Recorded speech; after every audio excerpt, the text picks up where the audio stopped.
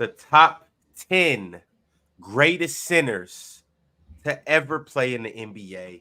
We are going to get to it right here, right now, today. With no further ado, we're going to get down to which one of these guys is really in that tier of greatness and which one of these guys on the thumbnail is not. This should be a good one today, fellas. This was the smallest list that we did. Believe it or not, this was the smallest list. It was a consensus 12 guys. And then 2 other guys got a vote. But for the most part, the 12 guys were set. Philly fans about to be mad at me. Didn't get mentioned. 30 years old, can't make an all-time great list. If only. I can see Swiper's energy right now. I see what's gonna go on today. I'm trying to figure out why Victor Wembanyama's on the. You don't have to wonder. You don't have to wonder, Swiper, because there it is right on top of you, right with the hood. That's why he got a vote. Are we projecting? I had to do. I'm not. Man, my list gonna age beautifully. That's all I know. My list gonna age like wine. Mm-hmm. All right. Before we get into it, my man Indy City C sent through a super chat before the show started. I appreciate you for being punctual, Indy City. And he said this: for the Ewing/Barkley debate, if they switch teams in '93, which team is better? Suns need a size, Knicks need a scoring. The Suns. Oh my gosh, the Suns? You think so? Yes. I don't know, bro. I think the Knicks win. The Suns. The Knicks only needed scoring because they already had an all-time great defense. The reason they had an all-time great defense is in large part because of Patrick Ewing. You take Patrick Ewing off the team and replace him with Barkley, you now need defense again. It's like the reason they didn't need the things that you're saying they didn't need is because they had Ewing on the team. Right. You take off Ewing, they're going to need the defense that Ewing already provided. Barkley doesn't replace that. The Suns didn't need. Nobody get into the Suns didn't need the Suns at that point. In 1993, and on top of that, okay. And on top of that, Swiper. If you I'm not talking to you two. I already know. I'm not talking to you today. I know what you're going to do. It's going to be a nasty day today. So we doing that. Okay. We doing not that. even trying to be civil. That's we crazy. Doing that. Let's do it. Okay. We doing that. Okay, then let's do it. But to your point, Moss, to your point, the offense isn't just going to change because Barkley's on the crew. We still running the same O. It's not like we're running a different offense. Sure, he might speed us up a little bit. He might make us faster because he gets the ball off the glass. He can go with it. So he might speed us up a little bit. But when we get in the half court, we still have the same offense. We just got a smaller dude. And I think we have a lesser mid-range jump shooter in Barkley than we do in Ewing. Do we have the same guy on the box? No, we don't. And we lose defense. So, no, the Knicks are not better with Barkley on the crew. You have a bad passer. So that helps. Bad playmaker, bad passer. I think that here's the problem with that, though, that I understand the passer logic, but we lived in a time where, okay, the offense ran through the big man, and sure, Jabbar would pass a little bit. I mean, I think he averaged like 4 or 5 assists at one point. But for the most part, when the ball got thrown into the big man, we operated off of him. And more times than not, when we threw the ball into him, it was for him to get buckets. It wasn't like it is with Joker where we're operating off him to get us involved in the game. No, it was more times than not. It was him getting him buckets. So I think it's a little bit different now than it was back then. Barkley wasn't much of a passer neither when it came to being on the block. But better he could than pass. Ewing. Please stop. He could pass. He could definitely pass. He's a positive passer. He's a positive. Well, yeah, he's better. He's better than Ewing, but Ewing might be the worst, possibly, that I've ever seen. Him and like Alonzo Mourning. The Moses. I'm not hating on Moses today, man. I'm not hating on Moses neither, but yeah, you can say it, but if I say anything about Moses, I'm the hater. Yeah. So I'm just gonna leave Moses out of it. I'm not gonna say that. Alonzo Mourning and Pat Ewing, maybe the 2 worst passing bigs for any like high volume offensive pieces. That's before this era, including this era. I don't know who you're thinking about right now, but I hope it's not. I know exactly. Nah, it can't be. It can't be that. Yes, it is. Can't be. That's not possible. It can't be. Yeah. It can't be. So I'm just gonna assume he's not. Fellas, right quick, we got a new member by the name of I Eat You. So in honor of Michelle, eating you or her eating you, whoever this person may be, let's make a transition. What up, PC A quarter to Nation? three. Warmer, sunnier days are calling. Fuel up for them with Factor's no prep, no mess meals. Meet your wellness goals in time for summer thanks to the menu of chef-crafted meals with options like Calorie Smart, Protein Plus, and Keto. Factor's fresh, never frozen meals are dietitian approved and ready to eat in just 2 minutes. So no matter how busy you are, you'll always have time to enjoy nutritious, great tasting meals. Make today the day you kickstart a new healthy routine. What are you waiting for? With 35 different meals and more than 60 add-ons to choose from every week, you'll always have new flavors to explore. Crush your wellness goals this July with dietitian-approved meals and ingredients that you can trust.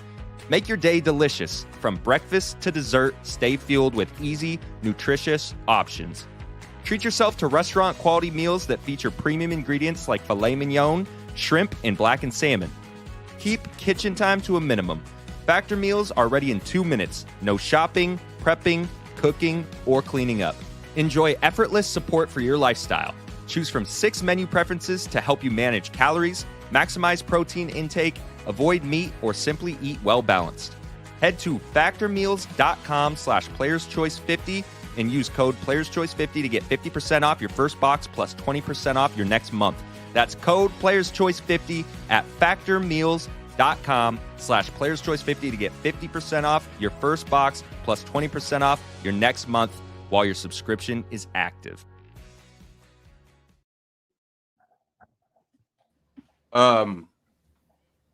Thank you, Aichu. That was perfect. You couldn't have made this any easier or better. Thank you for making my job easy. All right, fellas, let's go ahead and get into it. We're not going to waste any time today. We're going to jump straight into the list. I'm going to start with some of our honorable mentions. And as you guys see, Victor Wembanyama's on the tier or on the thumbnail. We're just going to give him a brief shout out now, but we're going to do something fun at the end regarding Victor Wembanyama. But one-time rookie of the year, robbed for a DPOI, and incoming GOAT. Next, I'm going to move on to George Mikan. Didn't receive any votes. Oh, thank God. Okay. But he won 5 championships, 6 All-NBA first teams, 4 All-Stars, and the best playoff win percentage of any All-Star with 70% in a minimum of 50 games played. Shout out George Mikan. It's hard, Ron, to as good as he was, to say that, yo, in 80 years, like 80 years ago, you telling me that it wasn't 10 dudes better than him? Is that what you're telling me? In 80 years, I'm having a hard time believing that it wasn't 10 dudes better than him. Yeah, it was. 80 years ago. I mean, did anybody consider George? No, I did not. Mm-mm. Yeah, definitely considered him. I had to think about him for sure. Really though, Ox? Yeah, I mean, I know the winning. Definitely. I know what he did in terms of being a pioneer, right? I can definitely dig that. But I mean, when did he quit? In 54? he played 1 year with the shot clock. That was 54. That means you still grade him, Morris. No, it doesn't. It doesn't. No. Why are you being prejudiced? Bob Pettit started when the shot clock came in. Mikan ended when the shot clock came in. That's the difference. Yeah, don't do that. Mm-hmm. All right. Well, shout out to George Mikan, all-time great. Next, we talked about him a little bit yesterday, but shout out to Bill Walton, another honorable mention. He is a 2-time champ, 1-time Finals MVP, 1-time NBA MVP, 2 All-NBAs, 2 All-Star teams, and 2 All-Defensive teams, and a 6th Man of the Year as well. He just didn't do it long enough, Ron. I mean, as good as he was for that short period of time, if I could have got maybe 3 or 4 more years of that, then I think that we could have had a conversation. But that little bit of time wasn't enough. He didn't do it long enough. Bill Walton was special, man. He was awesome. It was just that I got a small block of it. Just a small block. I didn't realize as good a passer he was. I didn't realize how good a player Bill Walton was, though. Like, a lot of people don't really respect how good a player Bill Walton actually was. A passer, scorer, glass cleaner, how he played in transition. I didn't know he was made of glass, though. That was it. Yeah, I didn't consider him, but like I wrote him on like my next 5, but I knew he wasn't going to make the list because of the longevity. Right. But he's peak for peak, he'd be up here for sure. Just was so short lived. Well, shout out again to Bill Walton, one of the best seasons and peaks, as Mars just said. All right, moving along. This list is about to get tricky, and it's about to get tricky fast, y'all. Shout out to next Nate Thurman, 5-time All NBA, 7-time All Star, 11th in rebounds, and he averaged 14 plus rebounds for 9 years. One of the best defensive players ever. Nate was special. Yes, Nate was special. Built crazy too. I don't know what he was eating, but he was chiseled, I'll say. Didn't put him on my list though, but mine neither. Did anyone put him on the list, or you just giving honorable mentions? Wrong? No, just honorable mentions. Oh, okay. I'll let you guys know the minute we get to somebody who's received a vote. Okay. Next up, well, this is the last guy that didn't receive a vote. After this, everybody at least got 1 vote. Next up, we have Wes Unseld. I put him on the honorable mention list. Oh, I ain't even consider him. Yeah, I'm sorry. Nah, I didn't either. Nah. I mean, y'all don't watch ball, so I don't have to. We do. We do. I watched. I'm good on that. I'm on an MVP of screening. I'm cool. Wes Unseld, a 1-time champ and Finals MVP. 1-time MVP who you guys try to bash, but he got him one. Did it as a rookie, right? As a rookie. Yeah. Did it as a rookie. Man, that's a de facto Bill Russell MVP, but it's cool. Is it? Yeah, they gave it to Wes Unseld because he came in and he was like, he impacted the game in the intangible way like Bill Russell did. So they basically was like, you're the most like Bill Russell, so we're going to give you the MVP.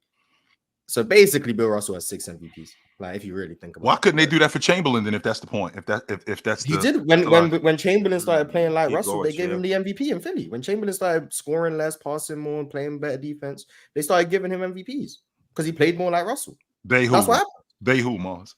The players. Yeah, the players. Yeah. That's what happened. Like a lot of those 60s MVPs, like except Oscar Robertson, obviously. People complaining about it's really just Bill Russell MVPs. Players. I mean, all of them are flawed, but whatever. But yeah, shout out to Wes Unseld. Didn't consider him. Didn't even come close to considering him. I think he was like 14 and 18 as a rook. He did impact that Baltimore unit. If we're being honest, I think they were at the top of the league. And the year before that, being at the bottom of the league, being at the bottom of the league to going to the top of the league. I mean, he did impact that unit on that aspect, but he wasn't really much of a. I didn't really think of him like I think of the other guys. Like he wasn't much of a scorer. Like he wasn't really much of a bucket getter. He could defend, but he was more of a glass cleaner. He was more of a glass cleaner than he was a defender. And defense. One more time. Rebounding is defense. Once again, it is. I won't argue that rebounding. Part of it. You're not going to be a good defender strictly off rebounding. Yeah, I think that he was more of a glass cleaner than he was a defender. To get 9 defensive rebounds a game, 9 ended possessions. Oh, that's pretty good. Sure, that absolutely is good. And being in position to rebound matters. And he was damn good at that. Now he wasn't as good at moving his feet when he had somebody in front of him as he was rebounding, but that is a part of defense. Well, my name really good pass in the chat. I didn't even do nothing. I haven't said nothing yet. Everybody's saying, "Where's Joker going to be?" Cancer really to the show. Yeah, man. It's because I'm a Cancer. Birthday in July. Shout out to Cancers out there. Yeah, shout out to Cancer. Shout out. I mean, not to turn this to a debate or anything, but June Cancers are better than July Cancers. But that's neither here nor there. All Cancers. I don't know what that means. Yeah, I'm not. Well. Okay. I'll write it down in layman's terms for you. I'll send you a text after the show and we can, I'll break it down for you. But as of right now, big shout out to Wes Unseld. Once again, averaged 14 rebounds for his career, 14th all-time in rebounds, 5-time All-Star, and he made an All-NBA team as well. That's it. Season.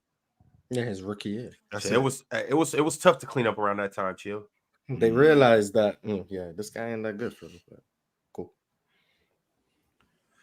All right. Now, everybody from here on out has received a vote. Okay. So we'll start with my man who got one vote, but he snuck in there, and he is an actual honorable mention. Shout out to Robert Parrish, 4-time NBA champ. You voted for Robert Parrish? NBA. Honorable mention. You voted for him? What's all that background noise? Someone telling him that Robert Parrish was a horrible pick. That's my family getting ready for their day, Swiper. Oh, my bad. Okay, I didn't know who it was. I thought it was Ron. I thought he was watching if Days that's of Our okay. Lives in the background. If- I thought he if was watching that's Days of okay Our with Lives you. in the background. If that's okay with you. Ron got NBC open during the show. Hey, yo, hey, be quiet. Swiper don't want to hear no more background noise. I didn't say all that. Come bring him on the screen. Come on, family. Now, in Robert Parrish's defense, if we being honest, in his defense, the time that he played with Bird, because that's when he was at his best. I mean, he was averaging almost 14. He was averaging almost 14 shots a game. He was an all-star many times, glass cleaner. There were nights when Robert Parrish was really good on the block, bucket getter that he was, one of the better rim protectors during that time, and gave Jabbar hell. If we're being honest. Now, is he a top 10 center all time? I mean, I think that you can bring him up. Longevity argument. The whole argument is longevity. Could right. And once again, Mars, we've had this conversation before. The whole argument's not longevity. The whole argument is longevity plus defense, rebounding, being controlling the paint. That's how long and winning Cleaning too. glass. How long he did it, yeah. But Cleaning glass. and the way he did it, has a little bit. So more is to do Og with the only it. one who had him on the list? Yes. He is. I did consider him because, as you guys know, only winning matters, and that's what this dude did. But also too, like for him, I actually gave him winning tax, which I rarely do. But the reason why I gave him winning tax, well, Mars, who did he play with? Bird. Oh, so okay, interesting. I mean, he won No, that. he was very good through and through for all of those teams, and he heavily contributed. But it's like, bro, when you playing with Kevin McHale, Larry Bird, Dennis, all of these guys, Michael Jordan. No, we can't.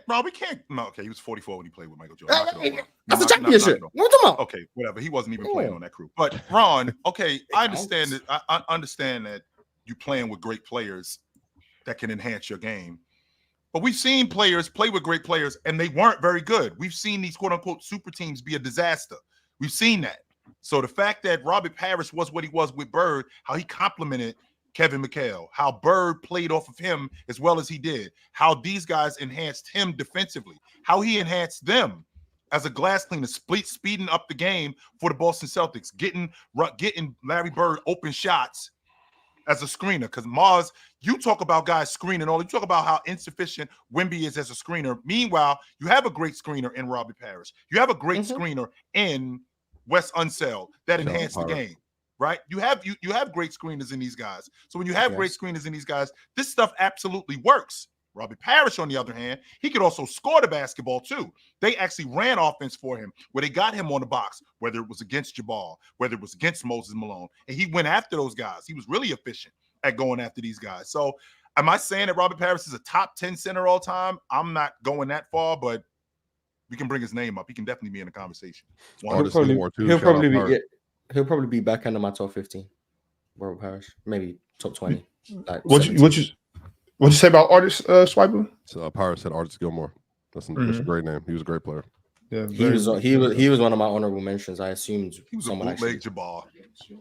I assumed someone actually voted for him because Ron never brought him up as honorable mention. So that's what I'm for. But maybe. Oh, okay. Oh, never mind. Spoiler alert: no Artist Gilmore.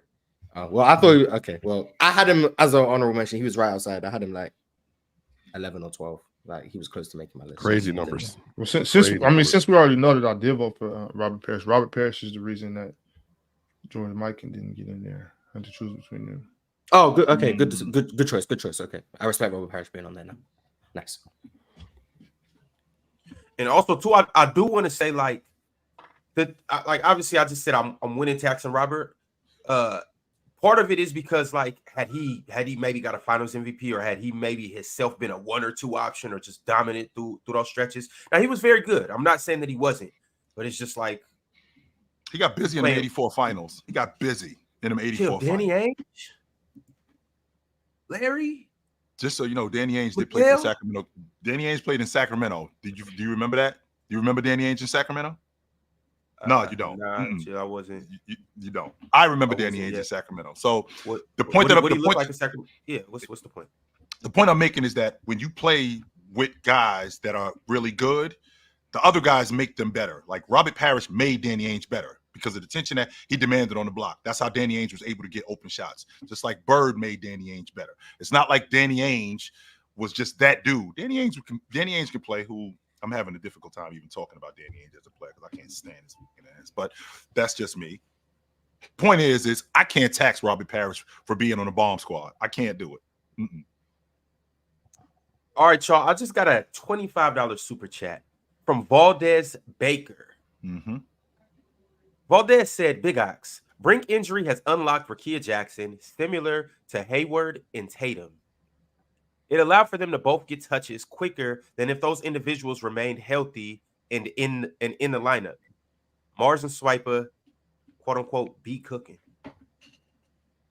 Oh, thank you. Ciao. Yeah, shout out Cameron Brink.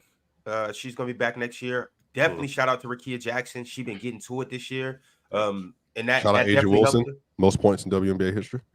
Yeah, shout out to Asia. But you know, Cameron Brink, that's why she's the best rookie. You know what I'm saying? She even took an injury to help her team. You know what I mean? You know, she did what she had to do.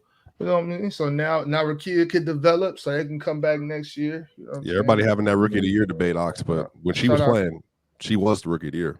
To me, I thought so. I think if she wouldn't have got healthy, she would have, still been in that conversation. Caitlin probably would have. Caitlin probably win still, but she was. I think she might finish too. Well, I mean, we can't just say it like that, Ron. You never know what Cameron does. I mean, Caitlin's the way cold, she started.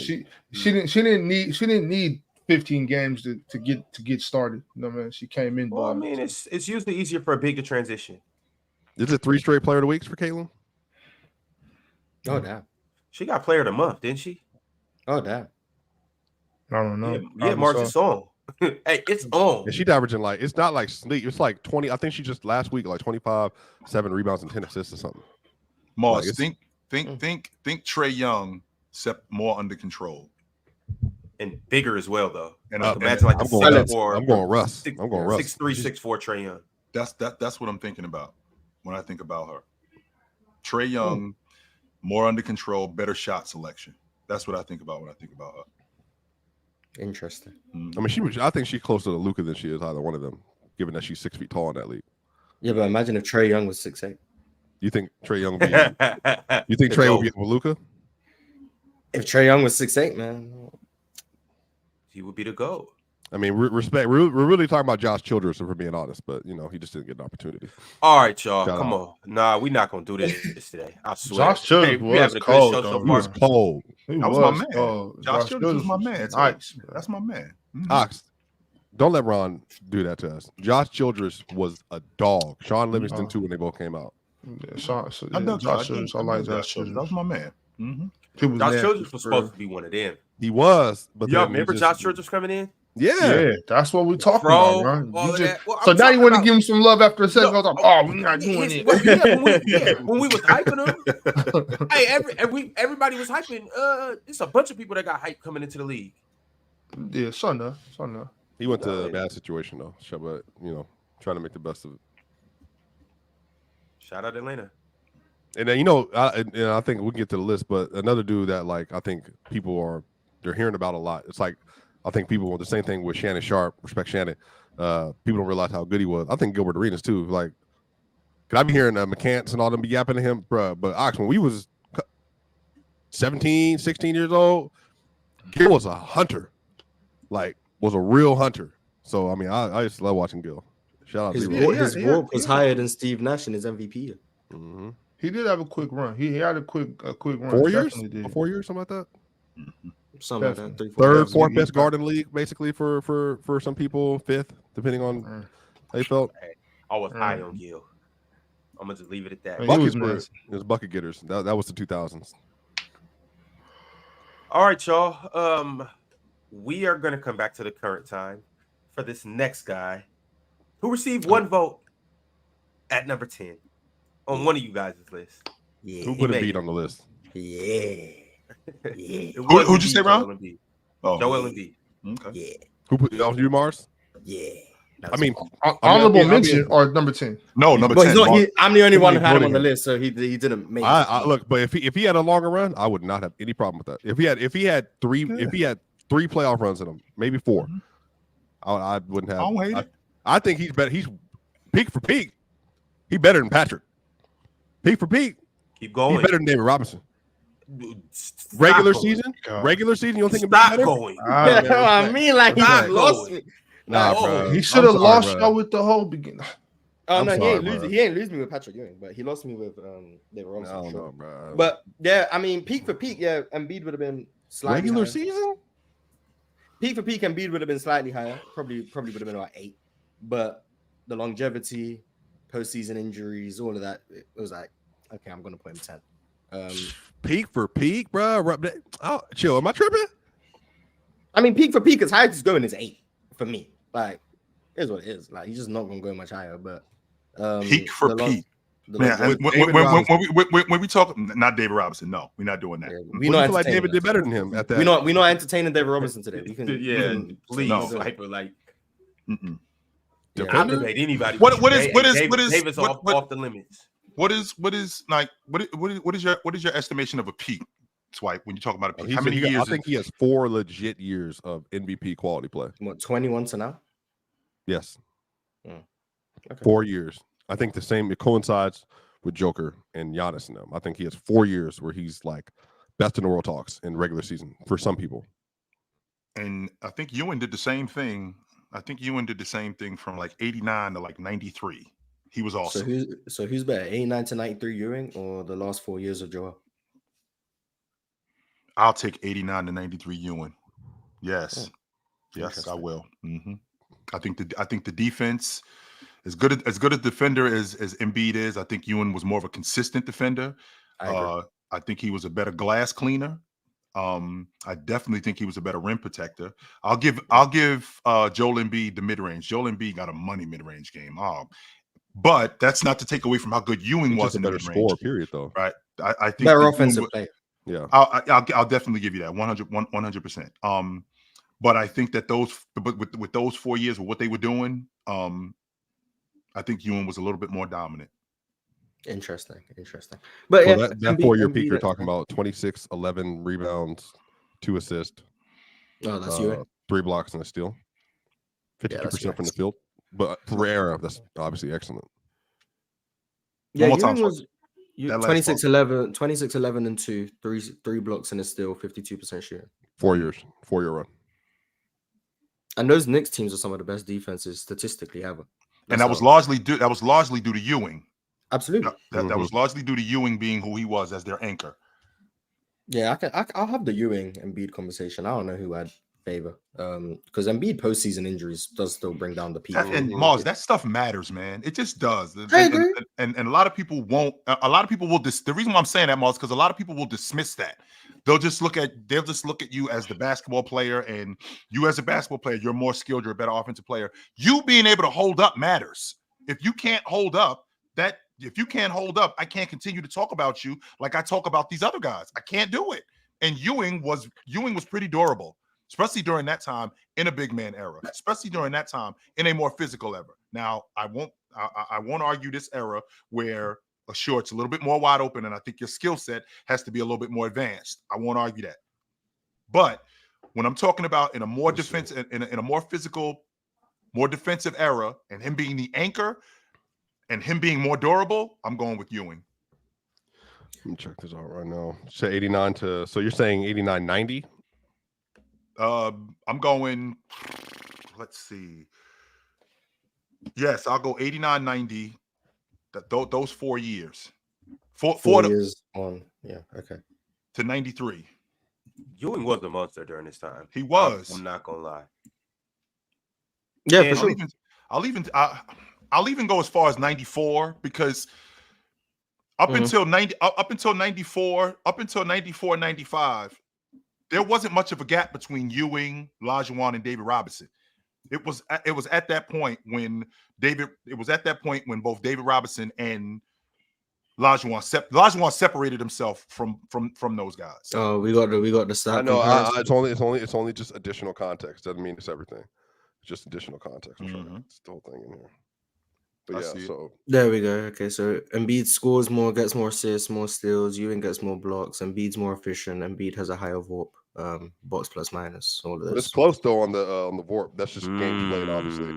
That's games played. That's just availability. But the BPM is the big thing there. But the fact that Embiid's played 100 less games and has a higher VORP means that he's a much more impactful game by game player. Yeah, that's what I would mean. If you believe in VORP, not once again. I don't speak for VORP. I'm just saying that's what it would mean. But yeah, I'd have the conversation Embiid and Ewing peak for peak. The reason, spoiler, I had Ewing above Embiid, longevity, all of those things. Embiid's got in my top 10 of peak alone. He's above certain people. Robert Parrish for me, the longevity isn't enough for me to overcome how large the peak gap I think is. And then the other people I left out either played in the ABA, which I spoke about with the George Gervin stuff, smaller NBA sample, or I just think that Embiid was just substantially better than them. So I'm willing to overlook the peak, the longevity gap. And I also do value the years that Embiid had before an MVP level, 2019, 2020, etc. Those years still count for me. So yeah, Embiid at 10. I'm fine with people not having him on, but I had Embiid at 10. Swipe, but those numbers are from a certain season or what? The 4 year stretch. The 4 year stretch. Before you get 89 through 93, and then 21 to 24 for Embiid. In Mars, other than you, I actually was the highest on Embiid. I had him at 11. He was right outside. He just I consider Embiid was a toss up for me. 10 and 11. It was.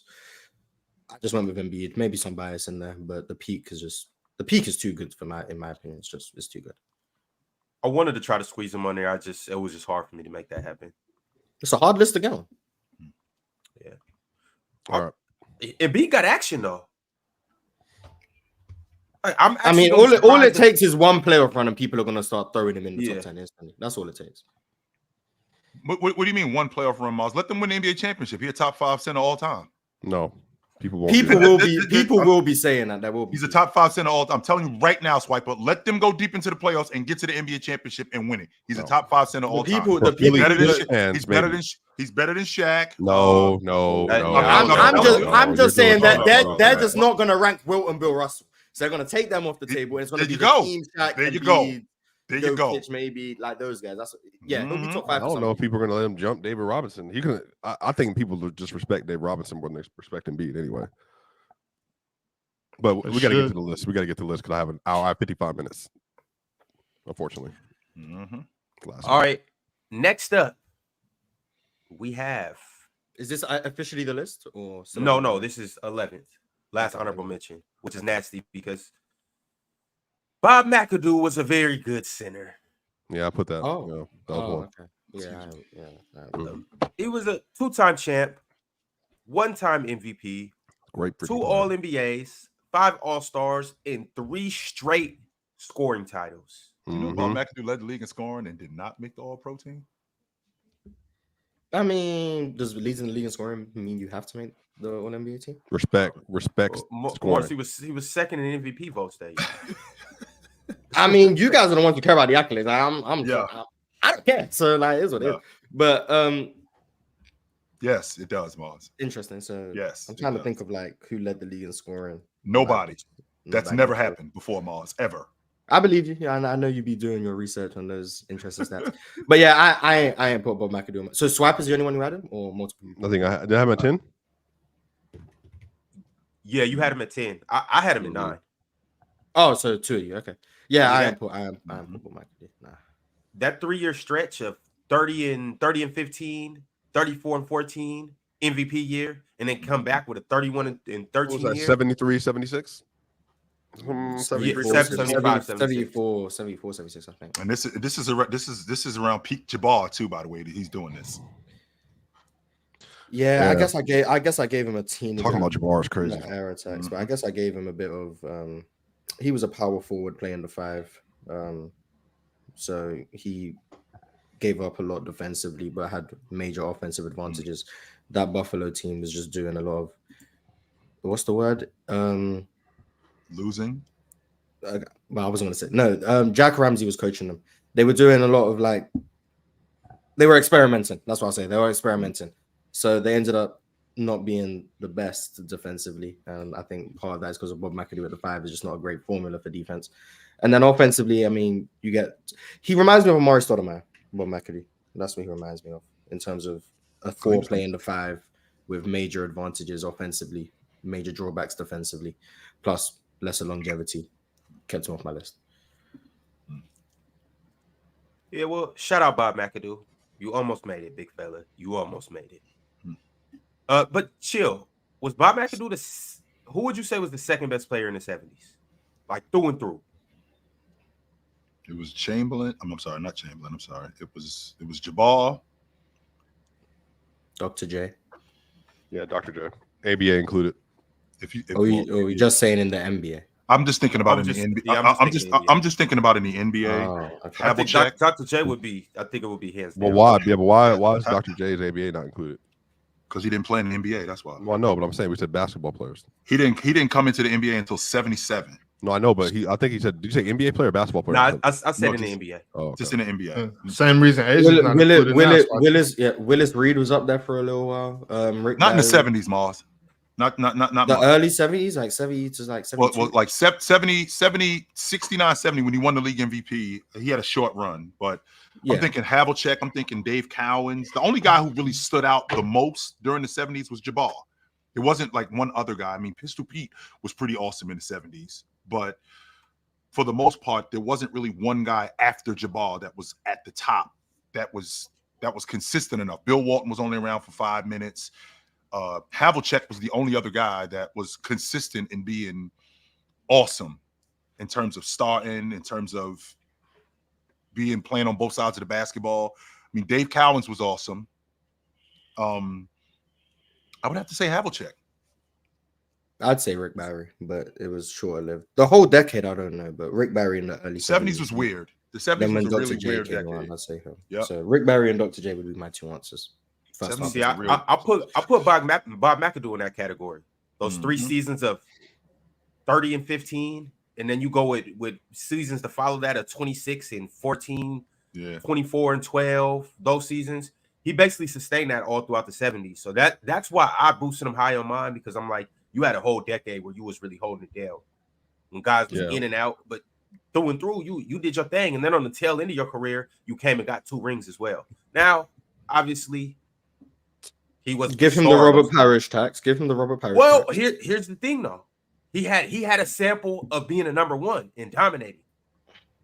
If Robert Parrish would have did that for the Bulls when he left for wherever else, Robert Parrish should get boosted up too.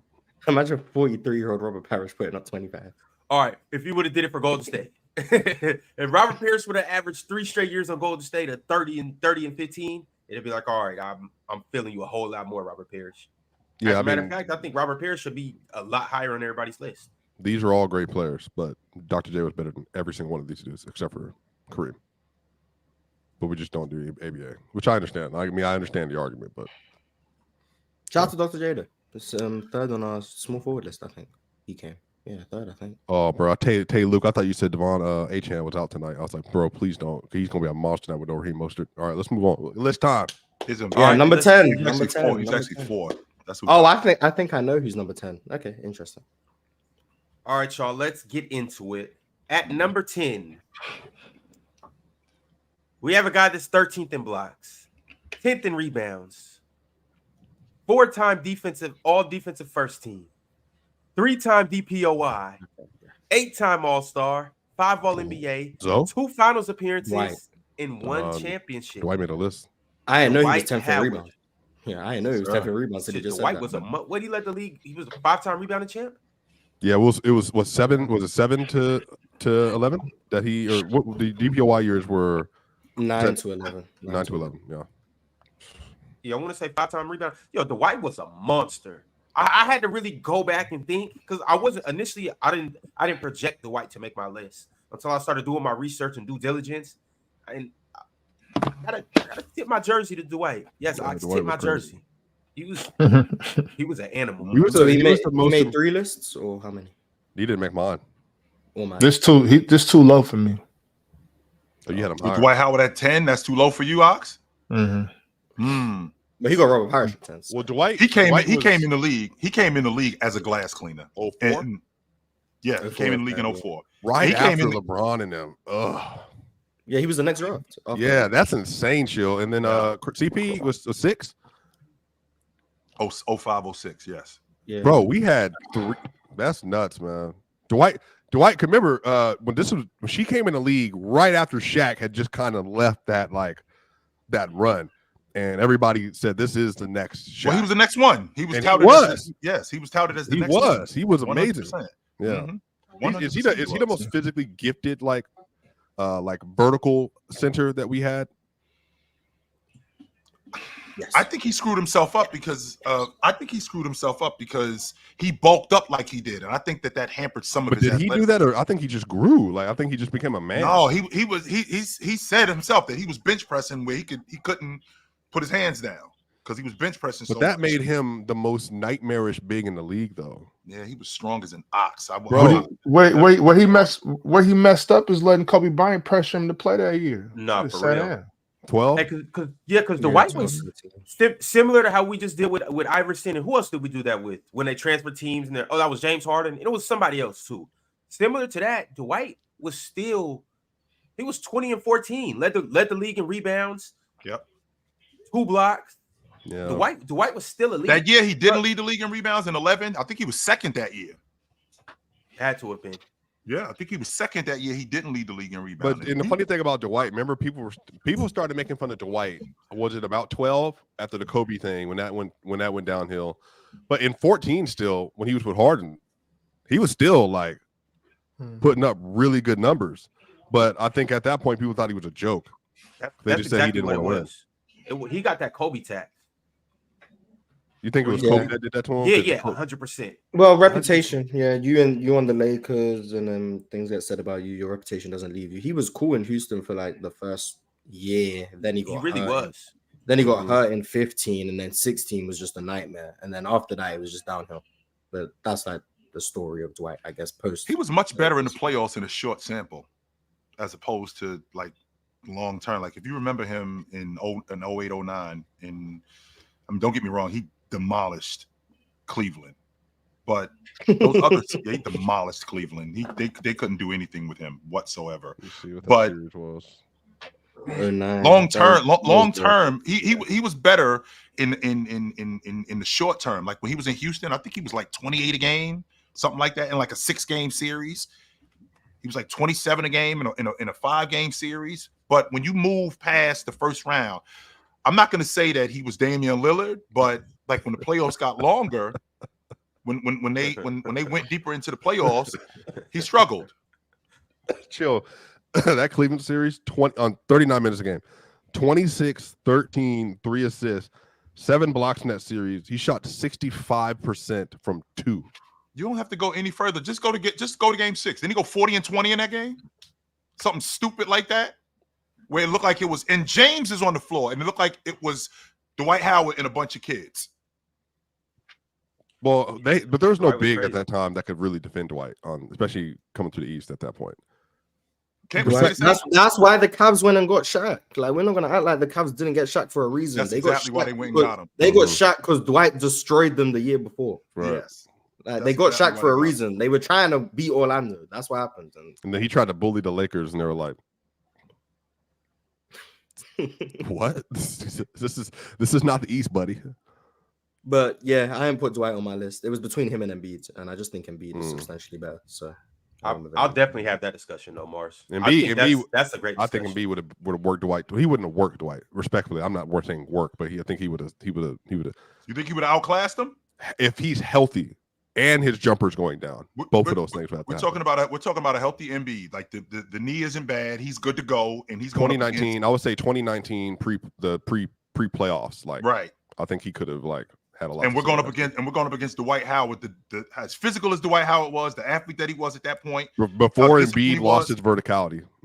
Before he lost his verticality. We're talking about that shit down. That's what I was about to say, Ops, because we're talking about a 2019 Embiid who's not nearly in 2019 the offensive scorer. I mean, the offensive player that he is at that point. Dwight Howard, on the other hand, from like 08 to 13, the defender that he is, I think he could have taken Joel Embiid out the game. I think he could have taken him out the game. I think he was that good defensively. Oh yeah. I want to talk about on the other end. I know we don't put Dwight in the highest of regards offensively, but I think Dwight's pumping. I mean, he would have put him on the post. The problem is he wasn't ever like, I mean, he was at points, but he wasn't like a consistently great post player, like where he's just like consistently scoring. If that hook is falling, then yeah, it's nightmare. Like you're good. You're cooked. That's what I'm saying. I think Dwight had a sufficient post game though, Swipe. I think he had he had the basics. That solid he had that drop one, step, right? For what he needed, He had that's what I'm saying. That's sufficient. He get the backboard a little bit too for a little bit. His post game is sufficient for any situation for anybody. Anybody that has the White's block package, that's sufficient for a big. We you know what I'm saying? We might not consistently all game just ride you, but we can dump it down in spurts where you can go to that drop step, go to that over the shoulder jump hook. He even developed the little bank shot. He had a decent runner. You know what I'm saying? He can catch the ball. He can catch the ball on the move, hit a spin move. He wasn't, you know what I'm saying? He wasn't down there just not knowing what to do. He had a more than sufficient jump shot. Post move. I'm sorry. The thing about Dwight offensively, he was too buff, is Dwight's gonna post you up. So that's the one thing about Embiid. You're not taking possessions off. Dwight is going to post you up and make you and fight for position. So Joel Embiid's gonna when Dwight doesn't have the ball, Joel gonna have to fight to deny him the ball. He's gonna have to fight for position. Crazy screener though. And that rolling chill. Should have probably screens more. But if he would have, again, this wouldn't happen because they weren't giving him up. But if he would have played with like Nash or something like that, well, he did in 2013. No, I'm talking about for real. I mean, like mid 2000s, like or Jason Kidd or one of them. Yeah, that's crazy. That's crazy. That's not fair. That's not fair. I think his career would have been way different.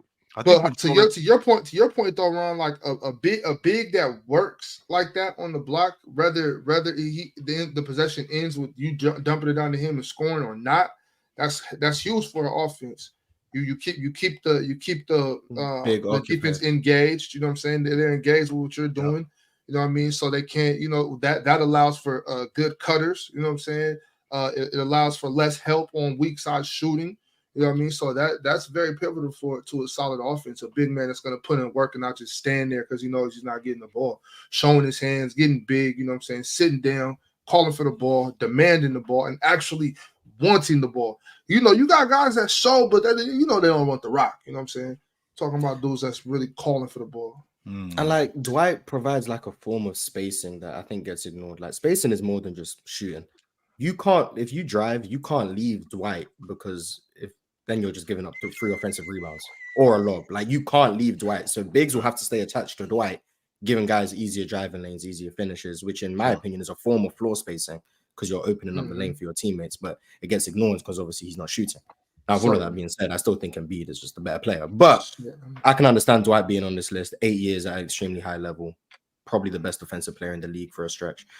Really, really physically. If Dwight had another defender next to him, like I said, that's what made 2020 with the Lakers what it was. Because Dwight's he's so physical and he's so athletic. But if you put him next to Anthony Davis, that's what made that mess work. It's like I can do whatever I want because I know I got an elite rim side help defender next to me.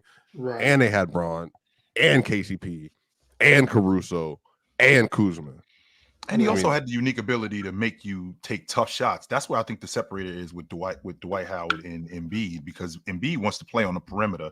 He's that guy that's stopping at the free throw line. Well, Dwight, being the athlete that he is, he can guard out there, and he's going to force Joel Embiid into tough shots, which can completely throw Philadelphia's offense off and speed up Orlando's offense. And I think that throws a monkey wrench in what those guys are doing. Plus, Dwight's going to foul out guards and Embiid. Right. Plus him being physical with Embiid, and that's not to say that Embiid wasn't physical, but I think Dwight was a lot smarter than you give him credit for as a defender. I think that's where the separator is. Dwight will foul out. What are you basing that on, Mars? He could barely stay out of foul trouble in 2009. Now we got the best foul drawing big probably ever. Like Shaq excluded because you were intentionally fouling Shaq. Teams don't want to foul Joel Embiid. So he's probably the best foul drawing big ever. Dwight, for the all-time great defenders, is probably the worst foul committer ever. He's fouling out guarding Joel. No, I don't know if he's the Mars. I think they both foul out. He's not the I worst. really believe they both foul out. Embiid might foul out, but I would bet money that Dwight would foul out. I would bet money Dwight would foul out guarding Joel. And I think that he would definitely put Joel Embiid in foul trouble also. I'm pretty confident in that. Yeah, I would argue against that. And I can see that mostly based on what I was going to say, but somebody, let me give some credit to the fella in the chat. I can't remember who said it, but the fact that you have to put a body on Dwight Howard at all times, every time a shot goes up, because not only is he attempting to get an offensive rebound, but he's chasing offensive rebounds. Like, he's not going to give up on the offensive play unless the defense secures the ball. When the ball goes high, he's a ball hawk, and you know that'll put a big in foul trouble right there alone too. So putbacks too. He's trying to get those tip ins, those tip dunks, just securing the offensive rebound, kicking it before another shot. I mean, those are a lot of the reasons why I hold Dwight Howard so high, because I value offensive rebounds a lot. I think offensive rebounding is a very underrated thing. And especially for a guy that's chasing them, like Dwight is chasing offensive. That's just put so much pressure, Ox, on you as a defender when you got a big that's chasing on the glass like that. That puts so much pressure on you as a rebounder, because now, in addition to me chasing the rebounds, I got to keep this dude off the glass. Not just on the offensive end, but on the defensive end too. I got to keep this dude off the glass, and that puts a lot on you. And for a guy like Joel Embiid, who I don't think is a better rebounder than Dwight Howard, I think that Dwight Howard, that's another area he could put a lot of pressure on Joel Embiid and maybe even push him out. All right, y'all. We're going to move to the next center on the list. At number 9, we have a guy with 2 Olympic golds, 3 all-defensive teams, 11-time All-Star, 7-time All-NBA. He's 7th in blocks and 25th in rebounds. And we just talked about one of his better seasons in 93-94. Patrick Ewing. Patrick Ewing has the same amount of all defensive selections as Larry Bird. Yes, he does. You want to take it a step further than that, Mars? Larry Bird's got a better defensive rating than Scottie Pippen. So just want to put that out there. Shout out to these stats, man. Yeah. Well, with that being said, I mean, you're talking about the anchor of a defense. You're talking about the Knicks being one of the better defenses. I'm not going to put them in the same category with the bad boy Pistons, but they were up there. They just ran into Jordan. Jordan threw a monkey wrench in he threw a monkey wrench in a lot of seasons, a lot of them. They should have beaten that Houston Rockets team, because that Houston Rockets team was a mirror image of them. It's just that Olajuwon outplayed Ewing in that series. As bad as John Starks was, they still had an opportunity to win that series. And Olajuwon outplayed Ewing, which in the end, my best player better than your best player, Ewing could still knock down jump shots. Ewing could still get to the glass. Ewing, as a big man, I don't think we value this nearly as much as other people, as people should. Ewing could make free throws. So that's a valuable thing for a big guy who plays that physical and gets to the free throw line. When you can make free throws, that was a big deal for Ewing. Add that to the fact of him being able to stretch the defense like he did when he knocked down that 15-footer, because now he can put the ball on the floor and get to the basket. No, he wasn't the athlete that Olajuwon was. He wasn't the athlete that David Robinson was. And we're talking about being efficient. We're talking about getting to the rim. We're talking about being an elite defender. Yes, Patrick Ewing is definitely a top 10 center all time in my estimation.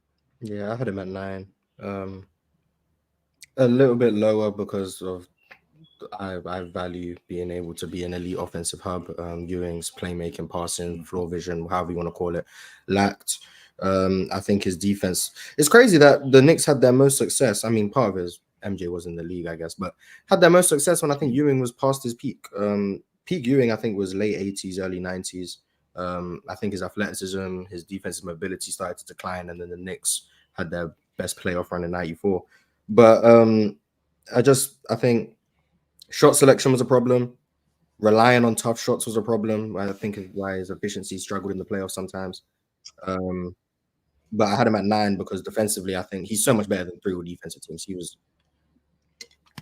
He's going up against David Robinson and Olajuwon. That's the problem. And Mark Eaton, guys like that. Like the late 80s, early 90s Ewing, I think you could. I'm not going to say what I want to say because say what you want to say, Mars. No, because why I want you to say what you want to say, Mars. This is why. I want you to say what you want to say because the all defensive team. Remember, Olajuwon finished second in Defensive Player of the Year in 1989, and he didn't make the All League defensive team. So say what you want to say, Mars. It's okay. Nah, it's gonna get clipped. We good.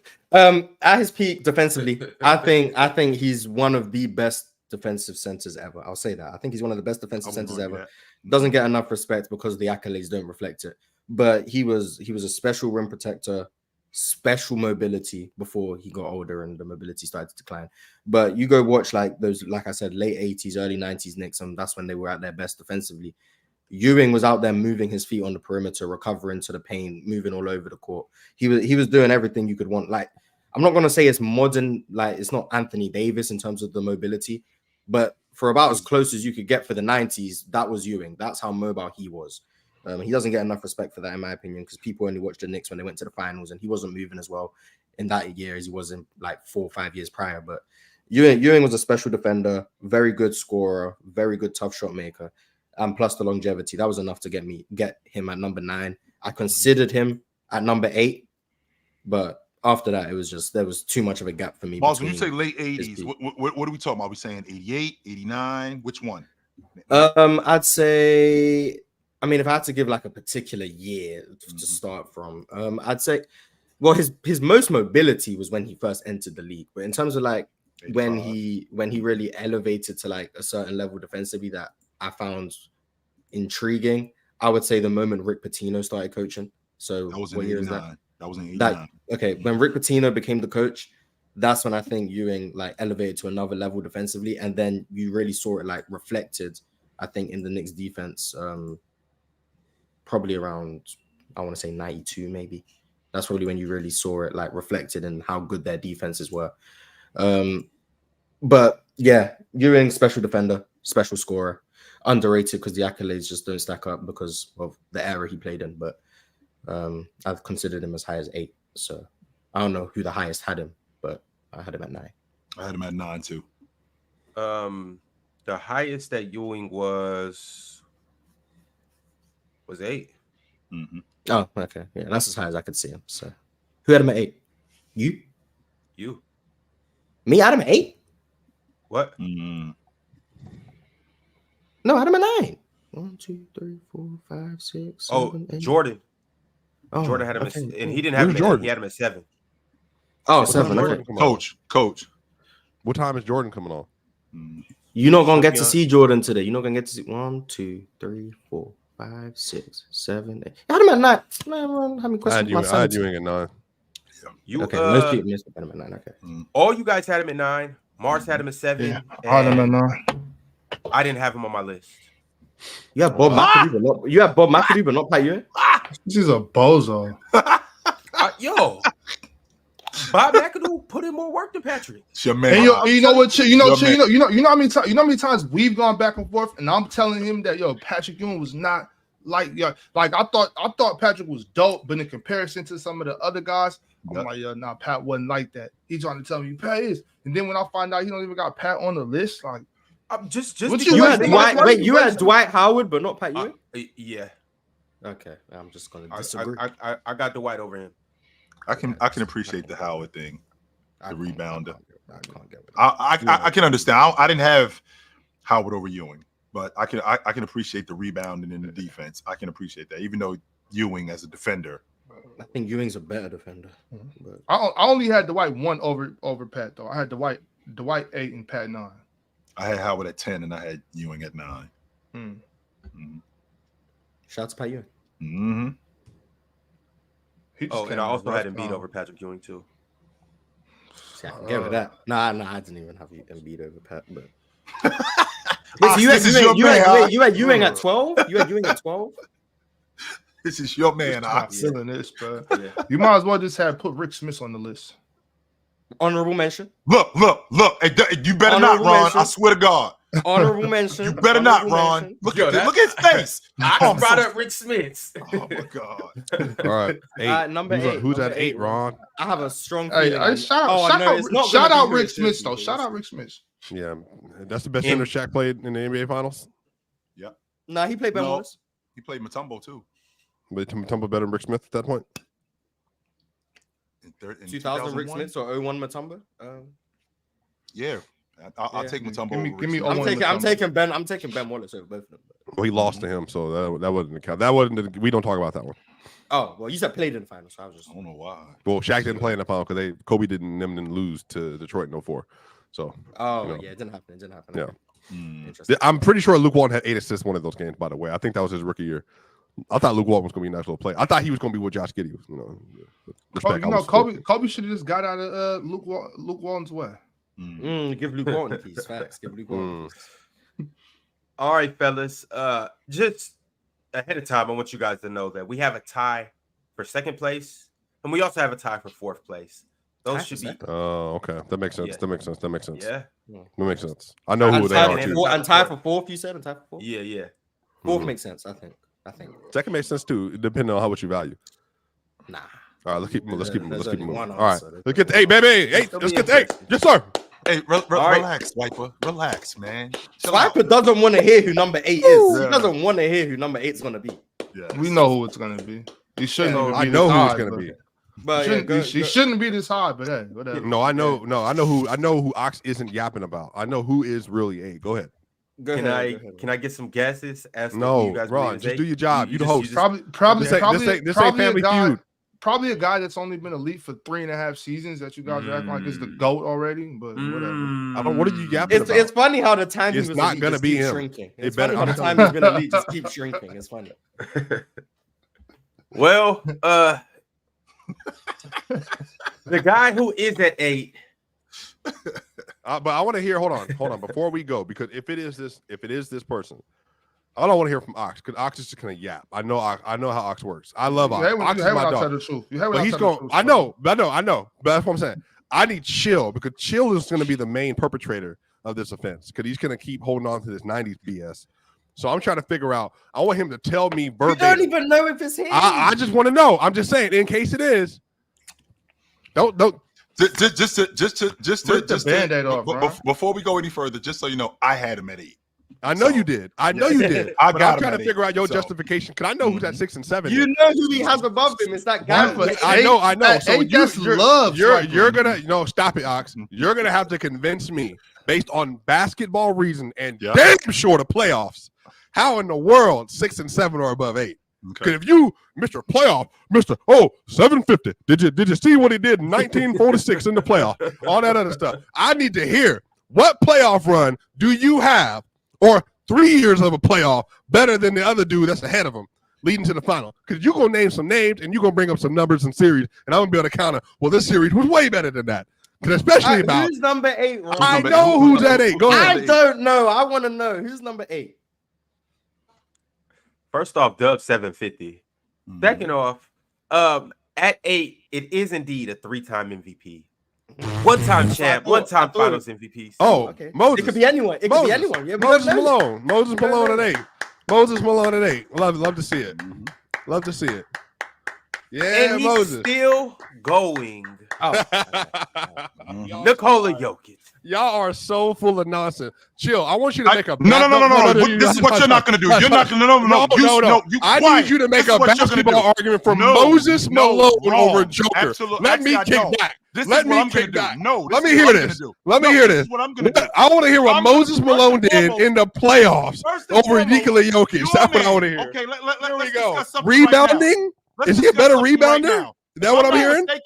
Your man is the man who just showed up not too long ago. So tell me why he belongs on this list. You're Go. you're such a casual when it comes to that stuff. High. Because you're Tell me that. but he has Wait, 15 where did years the worth of Hawks have data. drafted? 15 Don't years even worth worry of about it, data. Mark. That Don't makes worry no about it. sense. Go. Moses Go, Malone. Swiper. Moses, Tell me how why many? your Hold man on. should be on How this many list. MVPs did Moses Malone win in a 5-year period? 3, I think. Okay, so he won 3 and 5. Jokic got 3, 4, 3 and 4. What difference? Moses, the entire argument for Moses is his peak. He was again, just to be clear, I have Moses higher than most people do. I think I had Moses at 15. And I would say I had Dr. J at like 14 on my list. Swiping. I Where love do you have Moses. Jokic swiping? Where do you have Wait, Jokic? so you have Jokic at like 12. No. Jokic. So as of this last, I think I moved this summer. Jokic is 15 on my all-time list. I think Moses is 16. I think Dr. J. Where's he at on this? No, hold So on, you're hold on, chill. arguing over one spot. No, hold on. Chill. Where Yeah, is he because at? it Where matters. is he It at on matters. this Wait, list? that doesn't make any sense. 2 and 3 because no. Because the all-time list 2 and 3 matters. That doesn't make any sense. Like it all matters. But you're Everything arguing matters. 15 and 16, and you just said I just moved Jokic above him this year. Hang So on. it only Because just I do respect But you're longevity. mad as No, hell, but hold like, on. it's crazy But if you're that telling that's me, what if you're sitting here telling me that, especially for doing Apex, because Moses Malone, his argument is going to be Apex. Chill. What did he do at his Apex better than Joker, and especially in the freaking playoffs? This is That's insane. better. Swiping.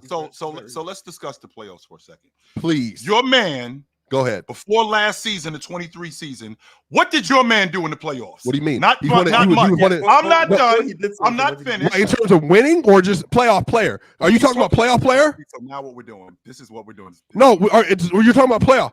You said playoffs. Wait, how is it Now, goalposts? So What do you mean I'm gonna goalposts? move the goalposts Performances? a little bit. So wait, Moses Malone gets credit for mid-series, but they're going further. Whereas somebody plays great in What do you series, mean? and then they Turn your lose. mic down, bro. What do you mean? What do you mean I'm sorry. mid-series? What are you talking about mid-series? So no. Your mic is fine. I can hear you just fine. Right? There's nothing wrong with your mic. Ox is right. My mic's too loud. Let me turn my mic up a little bit. So since we on the subject of Moses, you talking about the playoffs. Tell me about your man. Tell me about your man. Which series? Which Tell series? me Which about series? your. Which series, Yapper? Which series? Which Okay, series? How about last year when y'all played against Minnesota? How about that? How did he series? play? How did he play? You How mean did he play? You mean your man who choked the series away? Up He by choked it. 20? Hold on. So he You had mean that 30. man? He had 35 and Meanwhile- 19 and 21 in the second half and 15 in the fourth. But he choked. That doesn't make sense. So chill. You are a Jordan Glazer, LeBron Glazer, and you're sitting here telling me that they can lose, but then they don't choke because aura. Even though you have series where LeBron James was 2 of 8 in the fourth quarter and lost the game. That doesn't make any sense. That makes no sense. LeBron is your GOAT, and he lost in 2011, averaging 18 points a game. How does that work? How does that work? Go ahead. Swipe Can I go now? AK-47 and he's shooting at everybody. Can I go now? No, he Because you just brought up because all he's doing is yelling, and he brought up playoffs. I brought up information too. No, you didn't. You just brought up playoffs because your man just had one of the most epic collapses, and we ain't even talking about LeBron. It was the worst game Can 7 I rounds ever. talk for a second? That's all I'm asking. Can I talk for a second? I only want to talk for a minute. I just want to talk for a second. That's it. I only want to talk for a minute. I just want to talk for a second. That's it. So you brought up the playoffs. Your man had one of the most epic collapses last year in the playoffs. With him having that epic collapse, that was a big deal for him. Other than that, you're talking about him you're talking about him in 23. Outside of 23, what else has he done? Outside of 23. Now, when I'm talking about Moses, I'm talking about Moses, who dragged that 81 Houston team, who was below 500 to the NBA Finals. He absolutely did that, and they lost to the Boston Celtics. Then, on top of him doing that, he destroyed Jabbar in 83, who Jabbar was considered a top 3 player, destroyed him in the NBA Finals. I won't even talk about the fact that Moses Malone, for 8 years, 25 and 14, Swiper. You know how many other guys have done that? That's cool. That's fine. But this is the issue. Moses was consistently worse scorer. You just bring up playoffs, but then you bring up players, but you won't do that with Joel Embiid. But when What are you talking about? I bring it up with Embiid all the time. The only argument, the thing you're doing is you're parsing poorly, because the only reason Joker didn't go further is because of injuries on the roster, and you knew this. So for you to even bring that up, in 2021, who was on the roster with him? In 2022, when he lost, who was on the roster with him, and who did they lose to? Since you want to bring that up, they lost to the NBA champions in back-to-back. NBA Finals team in the West, and NBA champions in 22. That doesn't make any sense. Yes, they did. And then he averaged, what did he average? 31, 6, 13, and 6? Yes. In that series versus the Warriors? Yes, they did. And Moses Malone in 1981, he's playing on a team that's below 500, and he takes them to the NBA Finals. You keep bringing that up. And beats the defending NBA champs. You keep bringing that up. Who did they play on the way there? I'm absolutely going to bring it up. The reason why I'm going to bring it up is because you just talk about Joker losing to the Joker losing to the eventual NBA champs. I'm talking about Moses, who beat the defending NBA champs. Who's on? So that year, just go. So this is what I'm saying. If you're bringing up winning, since we're doing winning bias, who was on those teams? Who was on those teams with Moses that year, relative to who they played, relative to, because you're bringing up losing 22 first round with Joker, with no Jamal, no Michael, and they had Facu, Austin Rivers, Monte Morris, and Bryn Forbes in the rotation that same year. That's what I'm trying to understand. Because you're comparing situations without the context. Because you're saying, what did he do? Yes, you are. Because he lost to the NBA championship in the first round with a. By the way, Shield, since you're bringing all that stuff up, 48 wins that same season you're referencing. 48 wins that year, with no other player on the roster averaging above 16 points a game into the playoffs. So that doesn't make any sense. He didn't have another great score on the roster or rotation player to go. And I can say the same thing. I can say the same thing about Houston when they went to the finals in '81. Who was on the team with him in '81? Okay, so in '81 he had Robert Reed on that. He had Robert Reed on that team. Calvin Murphy was on the other side of who he was. Rudy Tomjanovich was a solid player. That's it. So that is it at that point. Since you're juxtaposing, who was on the 22 roster? Moses. Who was on the 22 roster? And a bunch of other guys. Who was on the 22 roster with Jokic then? So who was on the roster with? I mean, that's your guy. You tell me who was on the roster. You tell me. You're the one bringing it up. You're the one bringing it up. You're the one saying he didn't make it to the finals. He didn't carry a losing team to the finals. You're the one who brought up playoffs. So I'm bringing up playoffs in the 1981. So Aaron Gordon, a backup. Right. With DeMarcus Cousins, Bones Highland, Facu, Monte, Will Barton. That roster is by far, and Chill, and you know this and don't lie, by far worse than that 76ers roster. Okay, by far. They lost. Comparing if you just do series for series, what he did in that series versus Draymond and the rest of that number one defense in the playoffs that literally wasted everybody else. He was the only player that they played against that walked through them and they could not do anything against. Last three games in that series, 35, 15, and 6 on 73 true shooting. Last three games in that series. So can you explain to the people then why Moses Malone was playing on a team that was below 500 and he took them to the NBA Finals? Why? You brought him up. Exactly. Why? Because what you're doing.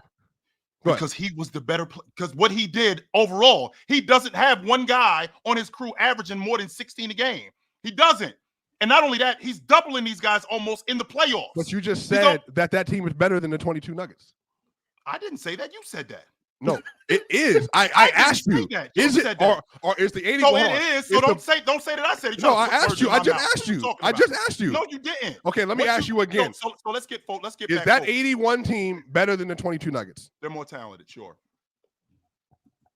They still were below 500, and he took them to the NBA Finals and lost to the Boston Celtics. That's going on. So when you talk about it, so how about we take it a step further than that? How about is that 23 team that won the NBA championship? How about them against that 81 team that went to the NBA Finals? They lost. That he took. That team went 16-4 and won. And by the way, Jokic averaged 30, 13, and 10 through that run. Absolutely. So that's it's not even a conversation. Even though it's not even a conversation. And Moses Malone was what, 27 and 15? During that series, during those playoffs? Again, just for context, 30, 13, and 10 on 61% from two or whatever it was, and then 46% from three, and 80% from the line. And this is what you're arguing, Swiper. You're arguing the playoffs. What kind of run? Because I want to make sure that we stay on topic. What kind of run did Moses have that was equivalent to what in 1983 when they won the NBA championship? That was equivalent to 2023 Joker. You don't believe that. You don't even believe that. You don't even believe that. What did Moses average over the course of that run? Because you just brought up, this is what you did. You just brought up with Moses Malone, you just brought up what he did. I mean, you just brought up Joker. What he did in the NBA Finals. What he did in the NBA Finals. I think he averaged like 30, if I'm not mistaken. I think 30, 14, and 7 on 30, 14, and 7 on 67. Yeah, I think he averaged something crazy like that. So when I take into account what Moses did in that series against Jabbar, who at that point was considered the best big man in the league and destroyed him, They swept them.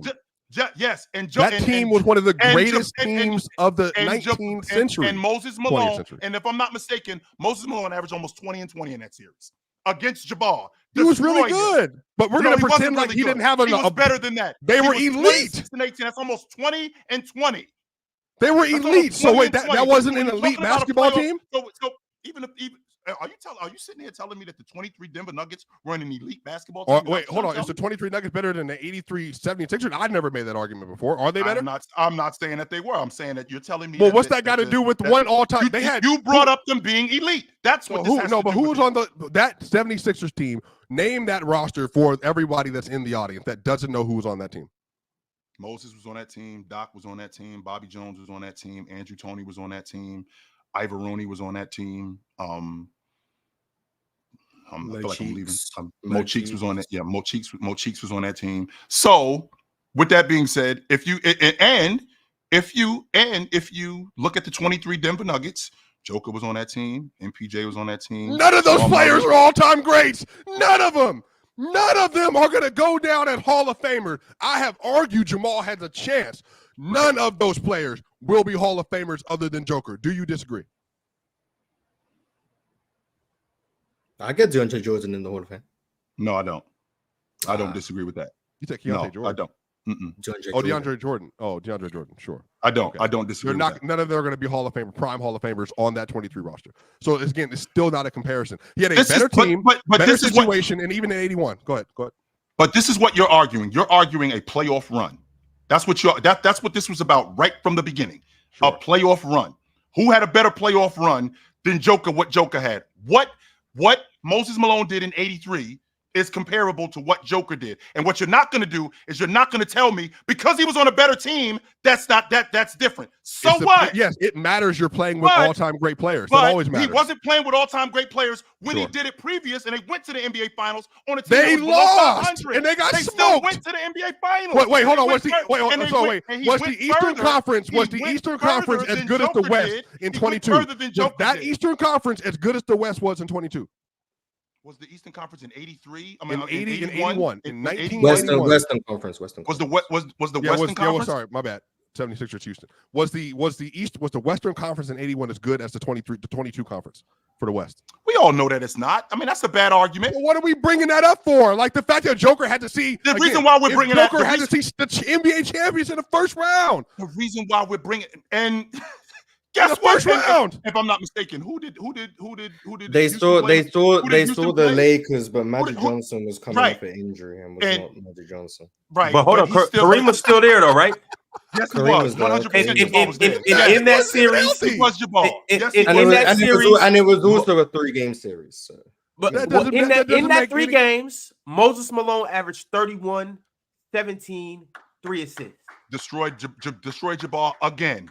And got cooked and lost. They won that series. What are you talking about? You talking about 81? Are we going 81 or 83? Which one are you going back to? Yes, they won in 81. Well, Moses won both, to be fair. We beat them both times. But 81, the Rockets beat the Rockets. I think they want the finals. The Rockets played another team that was below 500 in the Western Conference Finals. To be fair, and won. So are we gonna say if the Kansas City Kings won in 81, are we just gonna start praising guys for making the finals on a below 500 team on Kansas City? Is that what that wasn't the point, Mars? We're talking about what these playoff runs were. Otis Birdsong over Jokic because that below 500. No, Mars, that's not the same thing. The reason why that's not the same thing is same. They're both below 500. Would you say the same thing about Otis Birdsong getting the Kansas City Kings to the finals? Why? He didn't take his team to the finals, though. That's he lost to the Rockets. That's what I'm saying. If he did. But he didn't, though, Mars. That's the point. Yeah, we're going to act like we've never asked a hypothetical before. If the Kansas City Kings beat the Rockets in 81 in the Western Conference Finals, would we then be saying Otis Birdsong took a below 500 team to the NBA Finals, ergo he over Jokic? Would we be doing that? The reason why we wouldn't be doing that because Otis Birdsong didn't do what Moses Malone did throughout the course of his career. That's why we wouldn't be doing that. So you're acknowledging a better team. You're acknowledging a significantly worse conference in a much different era relative to a worse team, better player, better performance. So even if you want to do playoffs consistently, Joker is a better scorer in the playoffs. Do you agree? He's more versatile. Oh my Jesus. Keep going, Swiper. Keep going. Did you say yes? He said he's more versatile. Well, is that better? Is that better or no? Yes.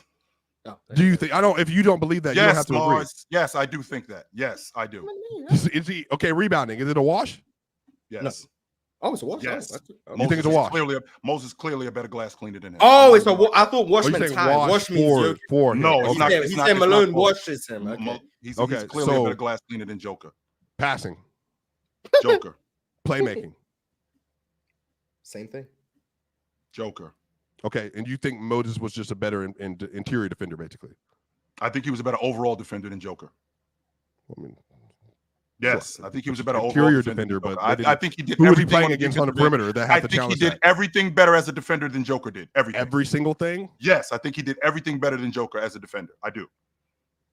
Moving his feet, rebounding, blocking shots. What? I think he did everything Moses better than Malone Joker. moving his Yes, feet. Moses But that's Malone, why yes. people don't put him in the conversation of GOAT defenders for a reason. He Whoever didn't said move he his was feet. whoa. We're comparing Moses Malone and Joker as defenders. We're not comparing Moses But Malone you're and saying Olajuwon. moving his We're not feet as if comparing he Moses wasn't a Malone log and Patrick at Ewing. times We're not as he got comparing older. Moses Malone. We're not He doing was a that. better glass cleaner defensively. He was better interior blocking shots, but moving his feet, anything outside the restricted area was not Moses' bag, and you know that. It And- wasn't. And I can say the same thing about Joker. The exact same thing about All Joker. I know is Joker. All I know is that whole run, they had a number two defense over the course of the playoffs, number 3 defense over the course of the playoffs. And he was that one largely, of the was that reasons why. largely due to Joker, or was that Because you or have a Joker big has that was something to do with dominant. that? Yes, And in since you on the that run, subject of, and in since you on that the subject run, of that, in that run, also because of KCP and Bruce Brown, because in that run, Joker was, I think, the second best pick and roll defender through the course of that run. Obviously, with KCP, how with you Bruce, track all that stuff. like that? What the hell? How do you make it up? How you It's track the same stuff numbers like you can. that? It's the same numbers you can look up. watching- Mitchell I'm Robinson was watching- number 1 we- that year. We didn't have that in 1982. So that's a. He so wasn't- that's who did they do it unfair against? Who was he Meanwhile, supposed to you do know it what we against? did have in 1982? Who was he supposed to do it? What Who we was he did have supposed to do it in against? 1983? I was able to watch Moses. I don't know. defend the- I I'm was trying to able figure watch- out Pirate. I'm asking the same thing. He's saying he's saying he was a great defender. I don't know where that came from. I'm just that's just me though. So again, if he How was many a better, defensive teams Moses made? 3 of them. Oh, yeah. 3 of them. okay. All right. Yes. Well, I'm Say that yeah, Moses- I say don't that want Moses to. wasn't a great defender. That is not. He was elite. He- I don't. Moses I was don't an even elite see- defender. Yes, he was. I don't see why this is. Yes, even- Moses was elite. Was he the best argument defender like this. in the game? Was he the best defender in the game? I didn't no, know he people were still wasn't. arguing. What's Moses the and what's the Jokic definition of elite? before. Playing at an all-league defensive level. Oh, That's okay. So elite. yeah, he That's made all elite. defensive teams. Okay, Yes, I that's guess. definitely elite. And him So wait, also. who provided more on court value when they were on the court? Then, if that can we just do that? Who is the more valuable player when they're on the court? The more valuable player, Yes, who contributed to winning more while on the court at the rate? Moses. Oh, you're Moses. We're not having real discussions anymore. I got it. We can move on. Okay, let's move on then. Let's move on then. Let's get Let's the move on David then. Robinson and his storied playoff career. Let's move forward. Okay, sure. Let's move Let's forward move then. forward. Absolutely, because Moses and David Robinson. your entire argument. I didn't want to do regular season. I could do regular season. Would you like to do that? regular season, and we could do the playoffs. But you have too. no, But no, chill. I just want you to understand. I just want you to understand. You will not win the regular season argument. That's not the point. The You point is will that not win your- it. So I brought up playoff This is because what- that was Moses' this is best what you're argument. Your argument, your stance is based solely on one side of the basketball. That's it. No, I Yes. never. That's what you're gonna bring Jokic is a neutral defender. I'm good with that. But on court value translates. The same thing with Steph Curry. Chris Paul is a better defender than Steph Curry. So therefore, you would think in your argument, if you're a better two-way player, that somehow means more value. That's not how basketball works. That's Steph exactly Curry- how basketball works. No, it's Holy not. Because, shit. no, If it's I'm not. awesome on You're both lying. sides of Chill. basketball, You don't think Chris Paul is better than Steph Curry? That's not the point. No, That's chill. not- Why no, don't you think he's better? Why don't you think he's better? whoa, whoa, whoa, Why So don't you think he's David, better? so David Robinson provided more value than Magic Johnson. We're turning this into something different. No, it's not. Answer the question. Is Magic Johnson not more valuable than David Robinson? Yes, he is. Interesting. Because the reason why is because he's the primary ball handler. Sure. However, what David Robinson did, Sounds like Jokic, but I mean, I guess. what David Robinson did, he needed other people to set him up. That's not the same thing that's going Sounds on here like when we're Moses, talking. We're not. No, it's not the same thing as Moses, because Moses did have the basketball in the paint. Moses was able to get the ball to Doc. Moses was able to get the ball. He might not have passed like Jokic. I can't believe that you even. You looking at me dropped like that. No. 40 minutes ago, when I said Ewing and Alonzo Mourning are maybe the worst passing bigs I've ever seen, You're the one who brought up Moses. Right. But But you're telling Moses, me he was getting the ball to people. he can pass. I didn't say that he could pass like. I didn't say he could pass like You said he Joker. might be the worst ever. No, you said that, Mars. I didn't say that. So I All just right. want to be clear. CP3 can hold approximate value to Steph Curry because of the defense. Chill. No. Fine. What do you Move mean? on. I'm saying No, I don't. no, you win, Swiper. Swiper, you win. You win. You win, Swiper. You win. Well, Can we get to David Robinson? Yep. whoever won or didn't win, You win. unfortunately, well, not unfortunately, Jokic is at 8. I And got- that's I just got is Joker what at it 8. is. I had him at 7, so I don't care, but whatever. Yeah, and so Jokic, where is he? I had Jokic at 8. A couple people had him at 8. He was at 9 on somebody's list. I think that's Jordan's list. 6 and 7. Obviously, that's you, Swiper and Mars. Mm-hmm. Chill. I think Chill, you had him at 8 as well. I had him at 8. And he didn't make a list. I'm not even into. Yeah, David Robinson. Let's get to David Robinson. All right. Robert Parrish, by the way. I'm just saying, it sounds to me, Swiper, like your beef wasn't with Chill. I know why. He won that why- one, but I'm Chill. down to fight this motherfucker every day. I'm down to do it. You won this. You won today, but this ain't over. Oh, this is not over. Chill. This He is did not not win over. today. He This is not conceded over. defeat. No, this is not over. No, this is not over. No way. I look. The reason I got so much. The reason I got so much credibility with Chill is because he had the best time of the year with me. So I can say whatever I want the rest of the year. No, you win that. You win that specific argument, but this ain't over. No, this is not over. Yeah, Swiper. So far, This ain't over. the year ain't over yet, Swiper. It ain't. That's a fact. This ain't over. All right, y'all. Well, here's what we got at number 7. You see his name up there. David Robinson. Replace Dwight with Embiid, and this is literally my list. Mm-hmm. Now, obviously Jokic notwithstanding, but if people think Moses Malone better than Jokic, you just gotta let it rock. It is what it is. Yeah, well, David big Robinson shout out got to the David pick. Robinson. 2-time, or he has 2 NBA finals, or 2 championships, 1-time MVP, 10 All-NBA selections, 10 All-Star selections, 1 DPOI, 8 All-Defensive selections, 2 gold medals, 6th in blocks, 35th in rebounds, 45th in scoring, and one of the best 70-point games we've ever seen. Hey, Pirate, enough with the Artist Gilmore stuff, yo. Kill it. Artist Gilmore was good. He was a low-budget Jabbar. That's who he was. Enough with the Artist Gilmore stuff. I can't take it no more. God damn. He could play. I won't argue how good Artist Gilmore was, but he wasn't all-time great. No, he wasn't. He wasn't Jabbar good. He was not. He wasn't Chamberlain good. He wasn't Russell good. He wasn't Olajuwon good. He wasn't Diesel good. He wasn't none of them dudes good. He wasn't Moses good. He wasn't David Robinson good. He was a low-budget Jabbar. He had a jump hook. He had a sky hook like Jabbar, but it wasn't the same. He wasn't the glass cleaner. He didn't show up in the playoffs like these dudes did. I'm good on Artist Gilmore. Okay, he was good, but enough already with Artist Gilmore. I'd argue Artist is better than Moses Malone, but we ain't got time for that, so it's fine. Yeah, Moses. I really don't understand this. I mean, just. All right, but we talk about David Robinson right now. He is at 7. Great for David. Great job. David's on the list. That's where I had David Robinson. I had David Robinson right there at 7. No, 6. I had him at 6. Yeah. Everyone messed up with Moses Malone, so it is what it is. But yeah, I had David Robinson at 6. So it is what it is. I had David Robinson at 6 too. I had him at 7. Where'd you have Moses, Ron? 7? 7. Yeah. Oh, okay. So you got that one right. You got that one. Yeah, right. I'm high on David. I think outside of the top 5, I got David the dopest out of all of these cats.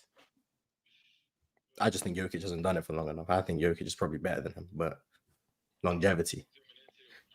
But yeah, David Robinson, great defensively, offensively, very, very good regular season scorer. Regular season scorer. Left stuff to be desired in the playoffs. I think some of that's situational, some of that's flaws in his game. But I value what he was able to do next to Tim Duncan. People just act like Tim Duncan was just by far and away the best player on that team, especially in '99. I don't subscribe to that belief. I think it was interchangeable. If not, David Robinson was probably better. And then even his contributions to the 2003 championship defensively, I mean, I just value what he was able to do from day one to the day he left. He may not have been the scorer he always was post-injury, but I mean, defensively, the impact was always there. He had to do it in smaller minutes because of wear and tear and stuff. But David Robinson just provided very good value for like 13 years. Like, I value that a lot. So I ended up with Do we? 6. And so, chill for you, David Robinson's a longevity thing because we would say he was a worse player in the playoffs than he was in the regular season, right? Over the course of his career, Wasn't much worse, but he dropped off in the playoffs. Yeah, a little bit. I want to ask y'all about this because I had a real issue. I almost put Tim Duncan on this list too. Me too. Well, yeah, kind of, but I considered having Tim Duncan lower on the power forwards list so I could have him on both lists. If that makes sense. I mean, I still wanted him number 1 on the power forwards list, and then I was thinking maybe honorable mention number 10 on the center list. He wasn't. He wasn't. Yeah, and that's why it was like, well, I don't. If I did put him on, I think it'd be more of an honorable mention anyway. Yeah. But did any of you? Well, I know you didn't at Mars now, but did any of you guys else think about putting Tim Duncan on this list as well? No, I didn't. No. Okay. Interesting. He played like half his career at the center position, so I considered it, but I was just more than half. I just factored him in as a power forward because I wasn't going to end up having him like. When I've only got him at 4 on the power forward list because he only played 9 years, I was going to have to start arguing about, well, I only have him this low because he wasn't actually a power forward. It's like I couldn't bother with that, so I just put him on the power forward list and just assumed he was a power forward the whole time when he wasn't. But I just assumed it. Same thing with like James Harden on the 2 guard list, even though he's played point guard for multiple years. It's like he's been at 2, so I'm gonna just put him in the 2 guard list. Anything else about David Robinson? David Robinson, where we got him right now on the list? 7. I think he had a 5-year, 4 or 5 years where he was. He finished. I think he finished 6th in league MVP votes. They had 3 different coaches in that year, and he still made the playoffs. Really, really, really, really, really good. Yeah. Shout out David Robinson. Another one of these guys better than Jokic. All right, moving along. Number 6, Moses Malone. Okay, we know the top 5. Let's get to the meat and potatoes of this. Mars is indeed right. We've talked a lot about Moses, but does anybody have anything else to say about Moses being number 6 on this list? I don't. That's where he's supposed to be. Cool. Anybody? Nothing. He's going to win his 5th MVP this year, and it's not going to matter for a lot of people. 5th? Damn. You got 2 league MVPs? No, he counts finals MVP as an MVP. Yeah, well, it's the 4th straight year. Okay. Him and Shaq. That's definitely what's up. Nope. Swipe, is this 5th MVP going to be an actual MVP, regular season, or finals MVP? He's going to win in-season tournament MVP, and Swipe going to be like, he got 5. No, I don't. I won't really. I'm not a Lakers fan. I don't need to use that. I probably won't bring it up in-season tournament. I doubt they would win that. Shout out to Moses, man. Doesn't get spoken about a lot, and I think that's why he gets like the underrated label. But I feel like every time he does get spoken about, people end up overrating him. So. Right, you think he's the worst league MVP of all the all the league MVPs? You said that, Mars. No. This is what I said. Of all the people to win multiple. That's exactly. That's Wes Unseld is the worst MVP. Moses Malone is the worst player to win multiple. Yes. Over Steve Nash. Over Steve Nash. Over Steve Nash. You can have that opinion. I'm going to disagree with you every single time. That's fine. But yeah, shout out to Moses Malone. I mean, it still takes being a great player to win multiple MVPs. It's not like I'm saying he's the worst of bums. I just think he's the worst of the greats. But yeah, 6th. I had him at 8, so whatever. Just flip that 3 of David Robinson, Jokic, and Moses Malone for me. And salute to Moses as well. 8 was the lowest he was on anybody's list, and 6 was the highest. He was 6 on 3 people's list. So you had David Robinson at 8, Swiper? Yeah, and I had Moses at 7, and then Jokic at 6. Interesting. The 5 are stamped, but it just I think everyone had the same 5. I'm certain. I'm probably higher on one person than everybody else, though. I don't even know who you're talking about. Maybe I don't know. All right, well, let's get into it. We have finally reached the top 5. We all know who the names are, but we just don't know where they're gonna land. And literally, I don't know because we have 2 ties that we have to break. And so the first tie that we have at 4 and 5. Do we have any guesses? I don't know. I know it's not Kareem. That's as far as I know. Okay. All right. At 4 and 5, the tiebreaker that we have to break is between the 2 historic GOATs. Olajuwon and the Diesel. No. Historic. No way. Historic. Your time. Bill Russell and Wilt Chamberlain. We got to break this tie for 4 and 5. I got Russell. Yeah, I got Wilt at 5.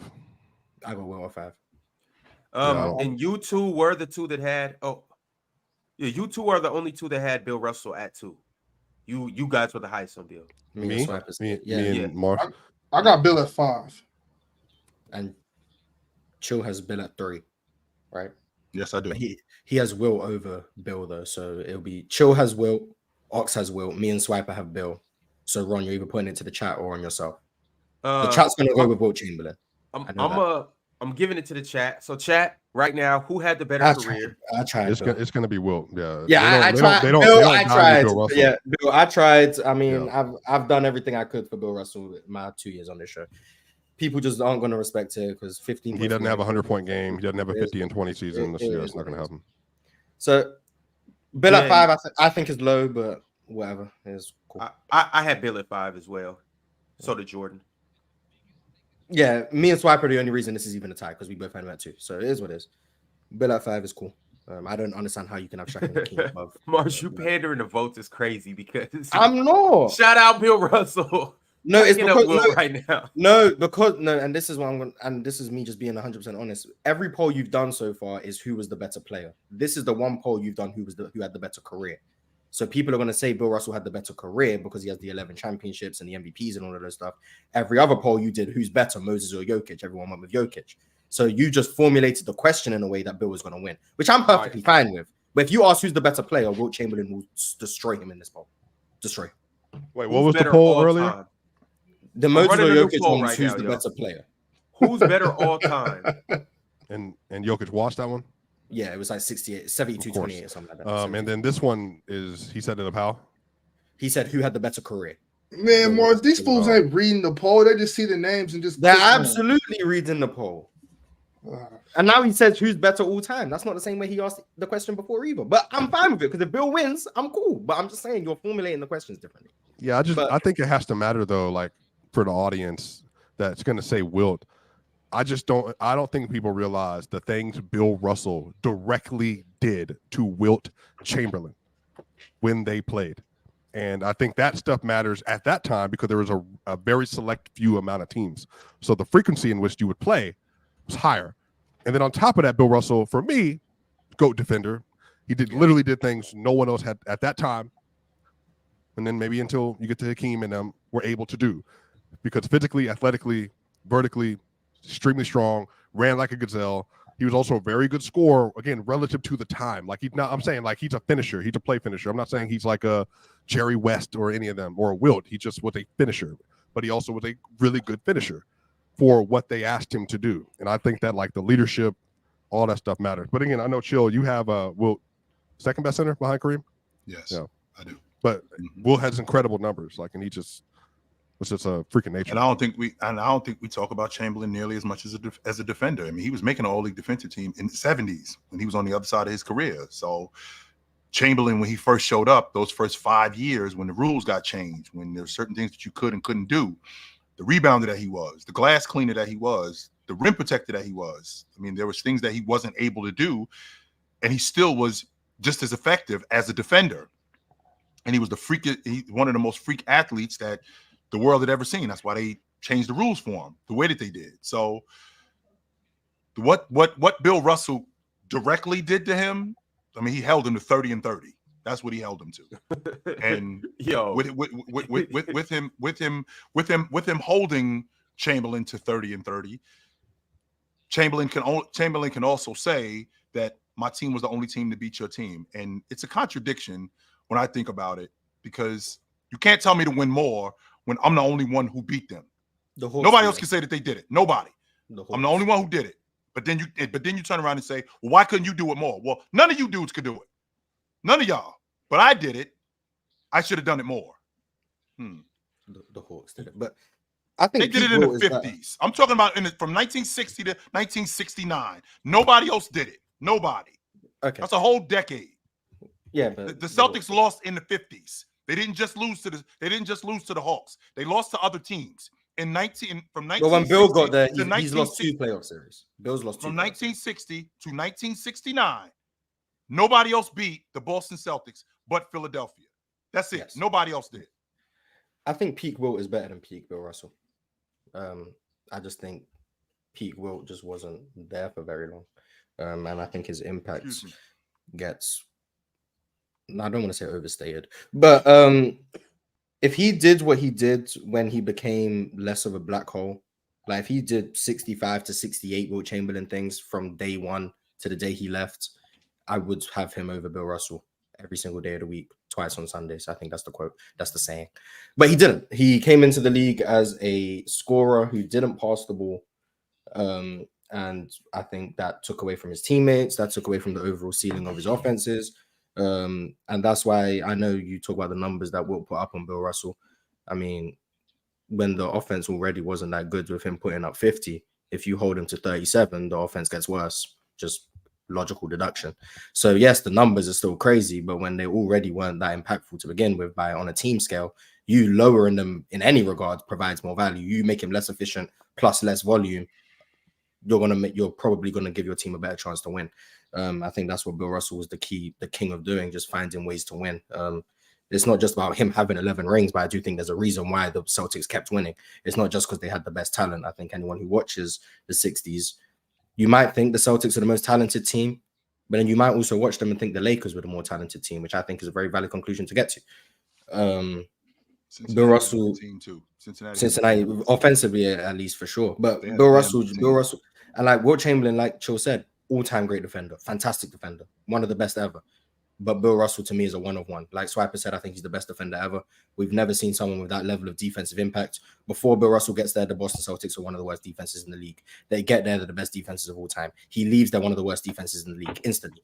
It's just like you can just see that, and it's like this guy just produces great defense. And it wasn't about the block totals. You could argue Wilt Chamberlain, like they didn't track it, but you could argue Wilt Chamberlain blocked more shots. You could argue it. Wilt Chamberlain got more rebounds. That's true. But when you talk about deterring shots, altering shots, keeping blocks inbound so your team can get on fast breaks, moving the ball quickly, all of those things, it was Bill Russell. Wilt Chamberlain, he cared about his stats. That's documented by his teammates, documented by himself. When he went to the Sixers, he made it clear he wanted to lead the league in assists because people said he didn't pass. So he made a conscious effort to try and lead the league in assists. He even said, I'm not going to pass the ball to Chet Walker because he takes too many dribbles and doesn't give me assists. That's what his teammates are quoted as saying.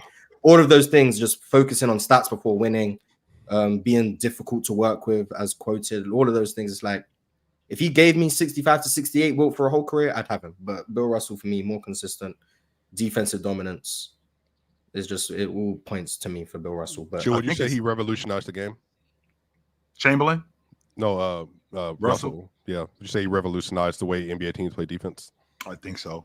I also think he revolutionized the game, how fast breaks were and how fast the game was with Bill Russell, and how these guys are able to fill lanes because of Russell. Now I know where to get the ball if I'm Bob Cousy, because Russell ain't throwing it into the third row, and I know exactly where to be at when he's blocking shots. Well, he even wrote in his book too that like he literally learned how to hit the ball on a rebound off the backboard to get like fast breaks started, like in a certain angle and all that stuff. Like, so he sped up their offense because of the stops and the rebounding that he was able to get in the way. He was able to think through the game and what he brought into the league and stuff as well. Well, they knew that, okay, this is our rebounder. So when the ball hit the glass, I'm gone because I know he's going to get it.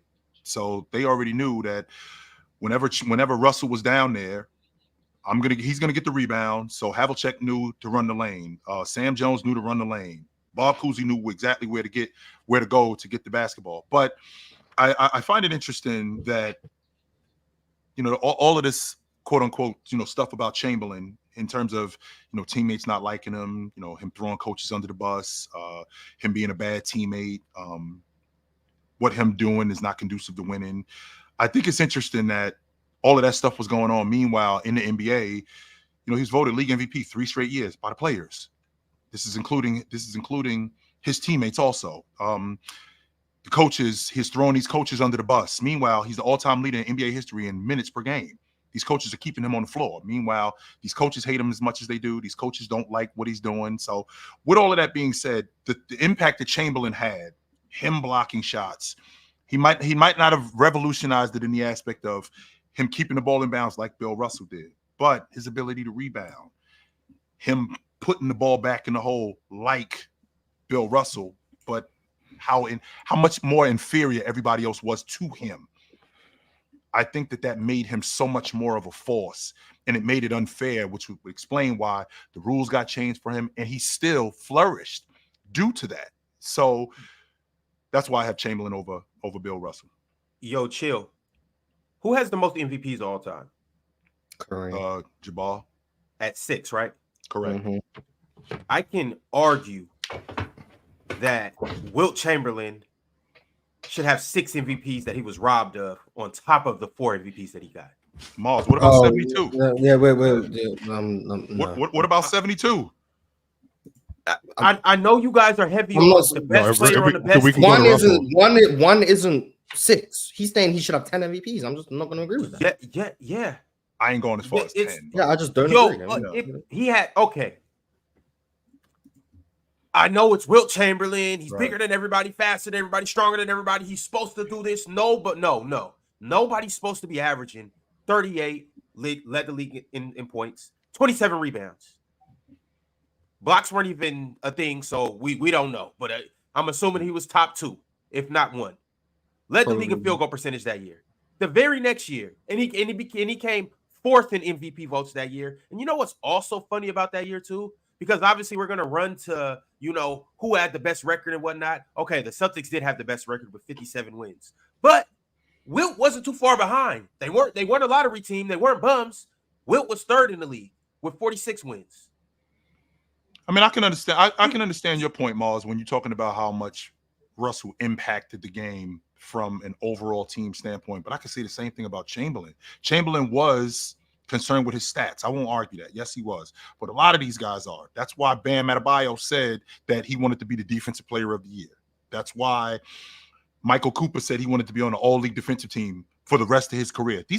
All of these guys care about it. Just some of the guys say it more than others. And the fact that Chamberlain was, coherent of his stats, that stuff did lead to winning, right? So in the process of him doing that, I mean, they were in the NBA Finals. They were in the Eastern Conference Championship. They were consistently going deep into the playoffs with Chamberlain being, quote unquote, a stat stuffer. He was the main reason why they were winning the games that they were winning. Chill. My thing is, and obviously it was the players that were voting this. It's clear that it was some hate and prejudice going on here, or whatever it was. Because his rookie year, he came in and he won MVP. He led the league in scoring, led the league in rebounding, and he averaged 37 and 27. And his team was second in the league in terms of record. He literally did that for the next 5-6 years. His teams were winning. He led the league in rebounding and scoring. Actually, after that year, he had 4 more better years.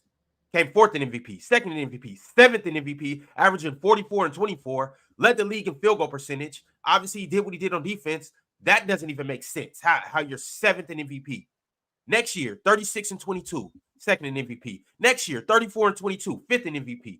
Next year, he ended up winning the MVP the next year. But I'm saying, how do you have better years and still win damn near as much, but now you go from winning the MVP as a rookie to 4th, 7th. It just doesn't make any sense. It's clear that your other counterparts in the league were just hating on you. And it's nothing wrong with that. I just don't understand how you average 50 points in that many rebounds and you don't get MVP. And your team is still winning. Because he was a black hole. That's what he was deemed as anyway. So if that's hate, I mean, I guess. Do you think, Chill, that was because he just chose to, for you, do you think that's just similar to Melo, like he learned coming into the league. He just had to be a scorer, rebounder. That was his main function, and therefore he was unwilling to adjust. And then later in his career, once he realized that it wasn't going to get him the accolades, and also because of the public discourse about Wilt, he changed his game. We know he changed his game because of the way people were criticizing him prior to becoming the passer. But I think, do you think he functionally was choosing early in his career that I'm just better at this than all of you? I'm just going to score regardless of whoever's around me. I don't know if he chose it more than it was just him, off the strength that that's who he was when he was at Kansas. He was averaging 37 a game. When he gets to the NBA hadn't seen anything like him. So when he shows up, we're going to throw the ball into Chamberlain and he's just going to score all the points because that's what he did when he was in college. So he comes to the pros. That's who I am. This is who you guys know me as. And because this is who you guys know me as, this is who I have to be. But in order for me to be the best player and to not necessarily appease the people more than get the same recognition that other people get, well, I clearly have to do other things. I can pass.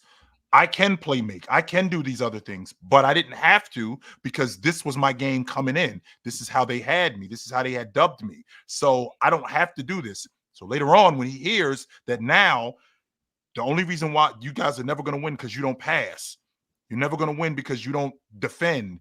Well, now I have to start doing this more in order for us to get to where we're trying to get to. And I think that's what ultimately happened. I'm sorry. I just think Wilt was just better.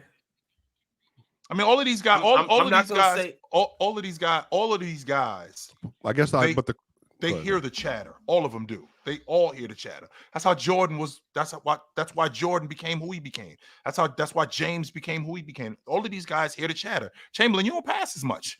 All you are is a black hole. That's it. Oh, you don't think I can pass? Let's get to the bottom of that right now. So they end up winning the NBA championship. And sure, maybe if I would have done this earlier in my career when I was less mature, we probably would have won more. But that's not what he was thinking at that time. Yeah, well, I ran the polls, and as of right now, Wilt Chamberlain is the 5th best center on our list, and Bill Russell actually won the poll. So shout out to Bill Russell. He is 4th. You have these two are literally polar opposites in terms of how we define them in their careers. Wilt, individualistic guy who put up crazy numbers. Bill, the ultimate team guy, the ultimate winner. And they're both on the list at 4 and 5.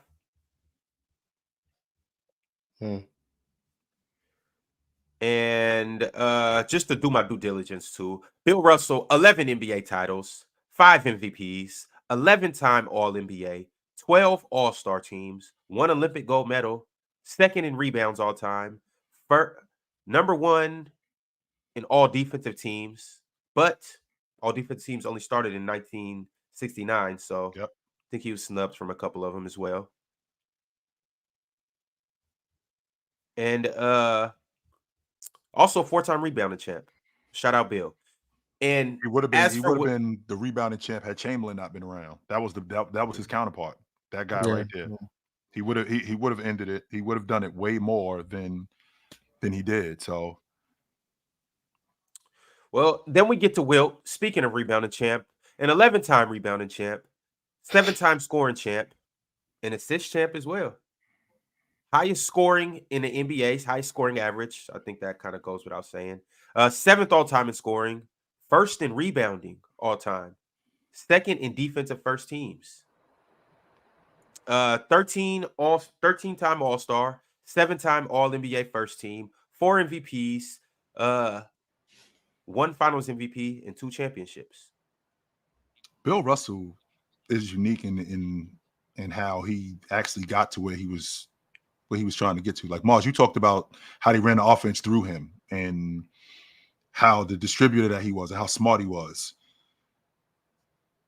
Of all of that stuff that you talked about, the thing that I think about the most was that he averaged 20 and 20 in the playoffs. The guys that said that he couldn't score, that's just not true. 100% he could score the basketball. He did have a stop and pop game. He was able to hit that elbow shot. Now, people say, well, he was only like 44% from the field. That was the going rate. Chamberlain was an exception. The rest of those dudes wasn't. The rest of those dudes was basically doing what Bill Russell was doing. Chamberlain was way different because Chamberlain played closer to the basket, and Chamberlain was a better finisher around the rim. But the fact that Bill Russell, he was just better. I won't argue that. Can we I all won't just argue like? that. Can I get argue that he everybody was up here better. just to please say that Wilt Chamberlain is better, much better? I already said I'm taking peak Wilt over peak Bill. I said that. I think he was better than Russell. I won't argue that. I do. I just think that the glaring stat for me is he averaged 20 and 20 in the playoffs. He still holds the record for most points and rebounds in the NBA Finals game 7. He still holds the record for that. That was 60 years ago. That's still going on. All right, y'all. Well, we have another tie that has to be broken Shaq and Hakeem. for number 2 all time. 2 and At 3. number 2. Yeah, because 4 is Bill Russell, 5 is Wilt, so 2 and 3 is tied. So Kareem's number 1, 2 and 3 is tied. Shaq and Hakeem. So you don't think Kareem's number 1? Jill? No, Kareem was number 1. More so twisted on 2 and 3. Yeah, he's. Oh, well, here he has Hakeem over Shaq. I don't know why he's twisted. I have Hakeem at 3, and I had Shaq at 4. I have Shaq at 3 and Hakeem at 4. Mm-hmm. I got Olajuwon at 4. I got Shaq at 5. So then Will at 3, or who 3? I had Bill Chamberlain at at 2, and I had Russell at 3. Yeah. Olajuwon at 4, and Diesel at 5. What do you think it is then?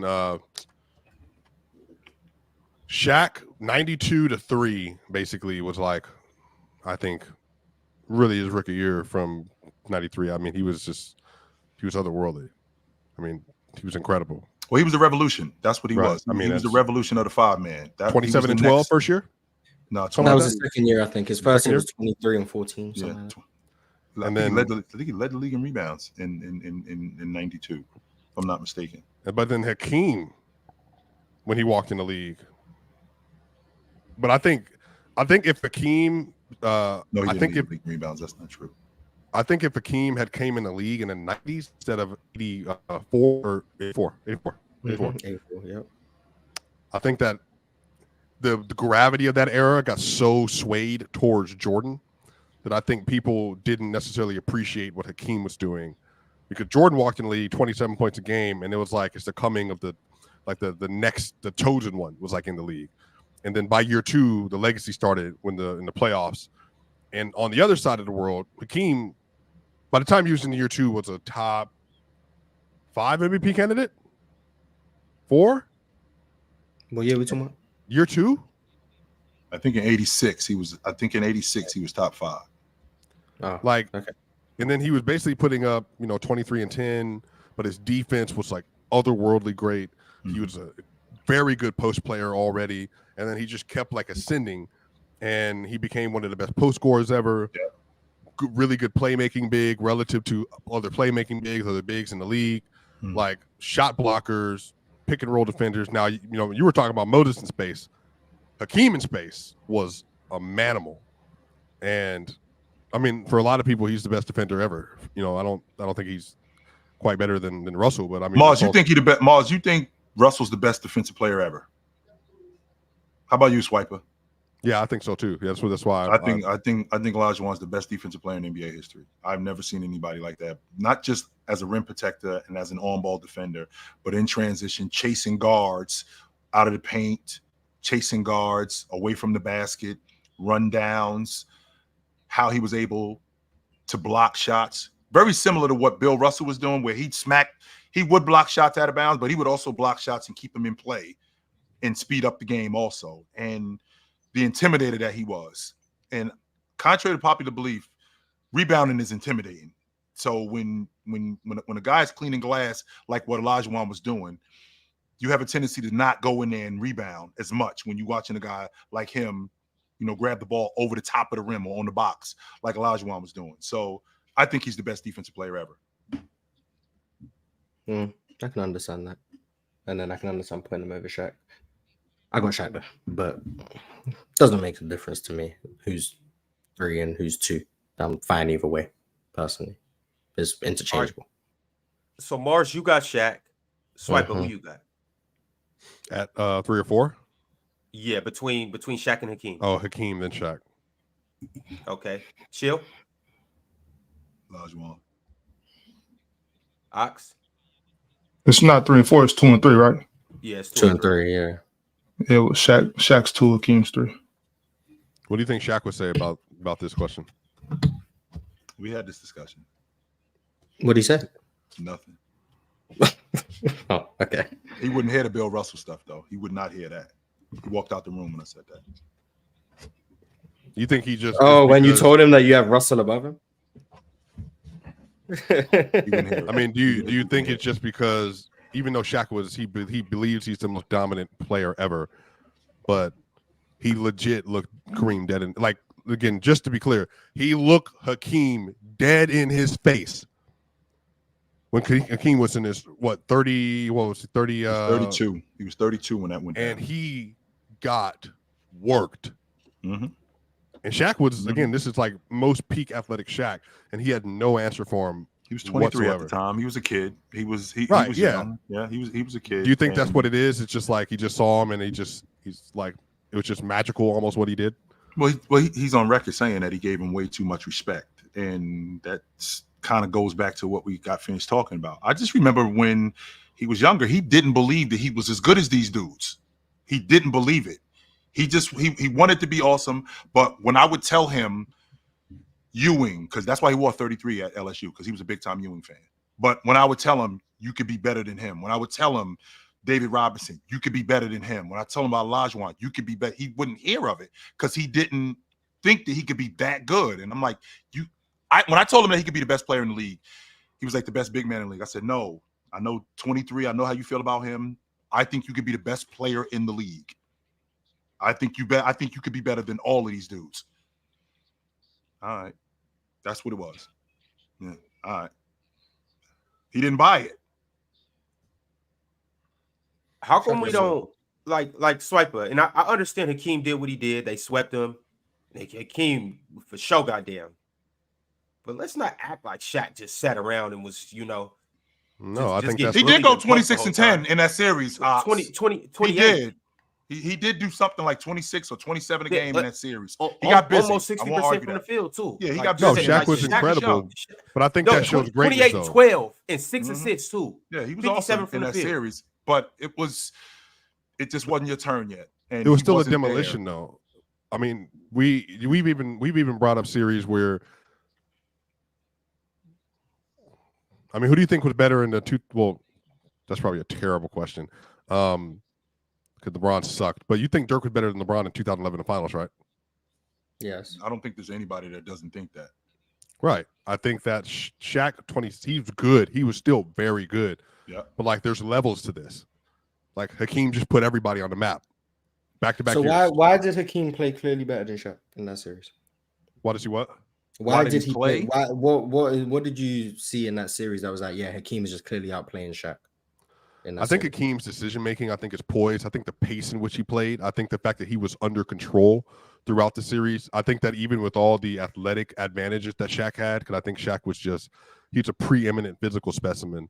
He just was able to counter so much of Shaq's athleticism with skill and with footwork. And I think defensively, even like Shaq is going to be able to body and get to the rim and finish and all that stuff. But I think that Hakeem, just over the course of the series, it was just his patience that kind of won out. I think it was years of playing versus so many great bigs that helped him to be able to take advantages down the stretch of those series.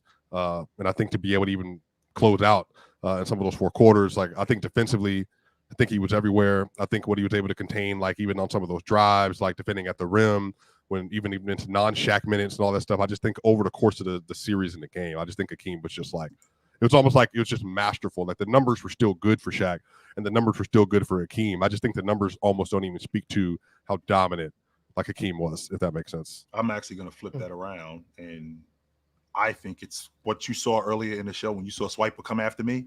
That's how Olajuwon went after Shaq. And he didn't let up. He kept coming after him, and he wouldn't let up. Shaq went after him, but he didn't go after him nearly as much as Olajuwon went after him. And not just with the basketball, running Shaq, getting on the glass, being physical with him. He knew he couldn't out-physical Shaq because he knew how big Shaq was and how awesome Shaq was as an athlete, but he knew that in order for me to have a shot against him, I got to go after him. I can't let him bring the fight to me because I'm not going to have a chance. And I think that Olajuwon, him consistently going after Shaq, whether it was on the glass, whether he was asking for the ball on the block, getting one-on-ones, not waiting for the defense to set, making quick moves against Shaquille, and then consistently going after Shaq. I think that was the difference in that series. Interesting. Hey, Okay. so I'm running a poll right now. Chat, you are going to be the tiebreaker between Hakeem and Shaq. This will determine who goes 2 and who goes 3. It's 162 votes right now. I'm going to stop this once we get to 300 votes. We almost had 300 votes in the last one, so you guys can do your thing and get this up to 300. Also, make sure that you are liking the video as well. It's about 1,200 people in here. We should have much more than 240 likes. Go ahead, vote on this poll.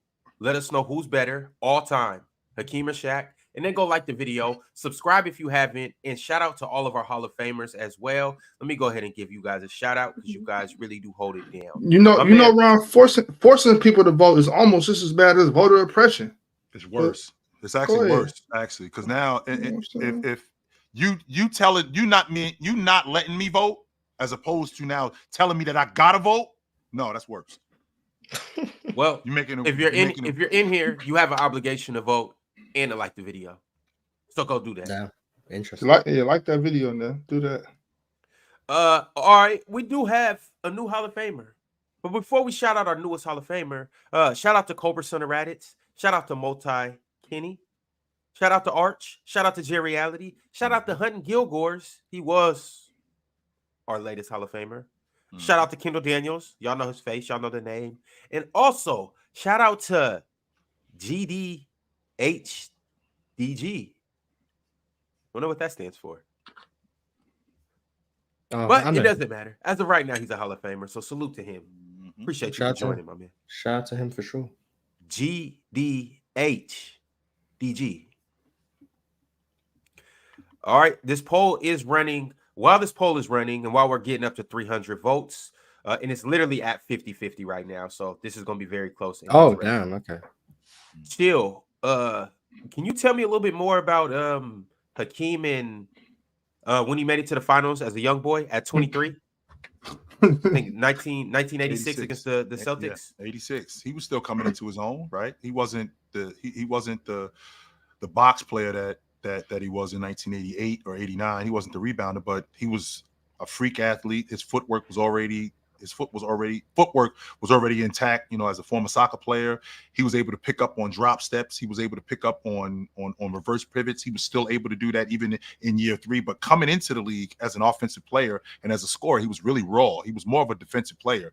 Yeah, that's why when you see his ability to score, when you see it getting better, that's why it's glaring, because he was already a defensive player coming into the league. He already knew how to block shots. He already knew how to rebound.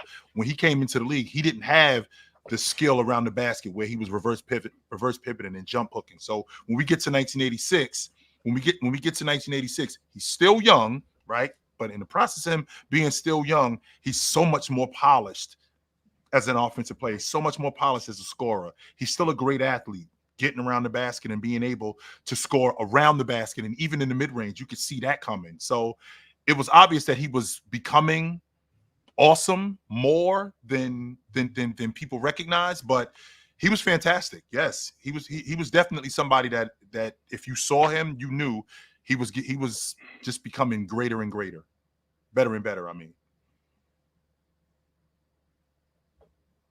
All right, chat. You guys are supposed to be doing your jobs, and you're not. So I had to do what I do best. Go into my Rolodex of contacts, and pull up one of the best chatters that we have, a Hall of Famer, my man Multi Kenny. What's going on, brother? What's going on? Hello, Kenny. Today ain't Friday. Well, what up, Kenny, though? I mean, when you a Hall of Famer, you a Hall of Famer. No doubt. But Kenny, though, Mm. I need your help. All right. Since the chat's not doing their job, I'm gonna just have you be the representative of the chat, and we'll put it on you to decipher who's better on this all-time list, Shaq or Hakeem. And why? So I mean, the argument right here for me, and I want to look at both these guys. They're at their peak. I love the defensive ability of Hakeem. Hakeem is my favorite big man of all time, next to Tim Duncan. There's a difference between favorite and better. Dominique is my favorite player of all time, but he ain't better. Yeah. I'm just explaining that a little initial bias, and then, but Shaq, especially those championship runs, and even early Shaq, on that Magic. That's just talk about dominance right there. Well, I take in totality of the skill set, what they did in their careers, and what I value in a player. I would have to have Hakeem over Shaq. Would you take? I already know how you feel about this, Mars. Swiper, would you take those 2 years of Olajuwon, 93, 94, 94, 95? Would you take that over Shaq, 99, 2000, 2000, 2001? Can't hear you, Swiper. Your microphone's muted. Good, because I don't want what I said earlier to be taken into court.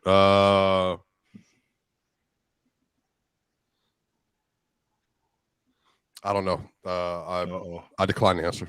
He pleads the fifth. Mm-hmm. So what's my question? No, I'm not answering it. Move on. What's the question? What's the question? Well, what I was asking is what's holding you up? Is it? I don't know. It was Shaq at his apex, It was. I mean, and then it was Hakeem, at his apex. That's what I mean. You can argue 99, 2000 Shaq's the best player in NBA history. You can argue that. I don't think that there would be a time where, and you've seen players, 62 Chamberlain, 92 Jordan, 13 James, 09 James. You've seen 16 Curry, right? You've seen great players. 87 16 Curry, the playoff dropper. We don't put him in that conversation. 83 Moses. 83 Moses. Right. So you've seen 86 Bird. players, right? You've seen players for that one time where 87 you Magic. can say, Mark Jalen Green. I don't know if I've ever seen a player better than this in history. Wait, chill. May 3rd, Alfred Şengün. Go ahead. Sorry. No, Chill was making actually a really eloquent point. Yes. And we were just. Oh, wait, chill. But I'm saying, which 3-year sample size? Well, 3 for Shaq, 2 for Hakeem. I'm 99, 2000 Shaq, 2000, 2001 Shaq. Which one do you prefer? So one of them literally went to the final, chill, and I think Hakeem. I'm taking 2000 Shaq. Unfortunately, I'm taking 2000 Shaq over both of those Olajuwon years. However, the 2001 Shaq, I don't think he was better than the 94, 95 Shaq. That's what I'm thinking. I'm taking 2000 Shaq over Kareem. So, Yo, you dudes don't understand how awesome Shaq was in 99, 2000. Shaq Yo, was I don't think y'all get it, man. This dude was incredible. Here's my only thing with that. To everybody up here, that Shaq was everything that you guys were saying he was. I just hate that you guys only limited to that year.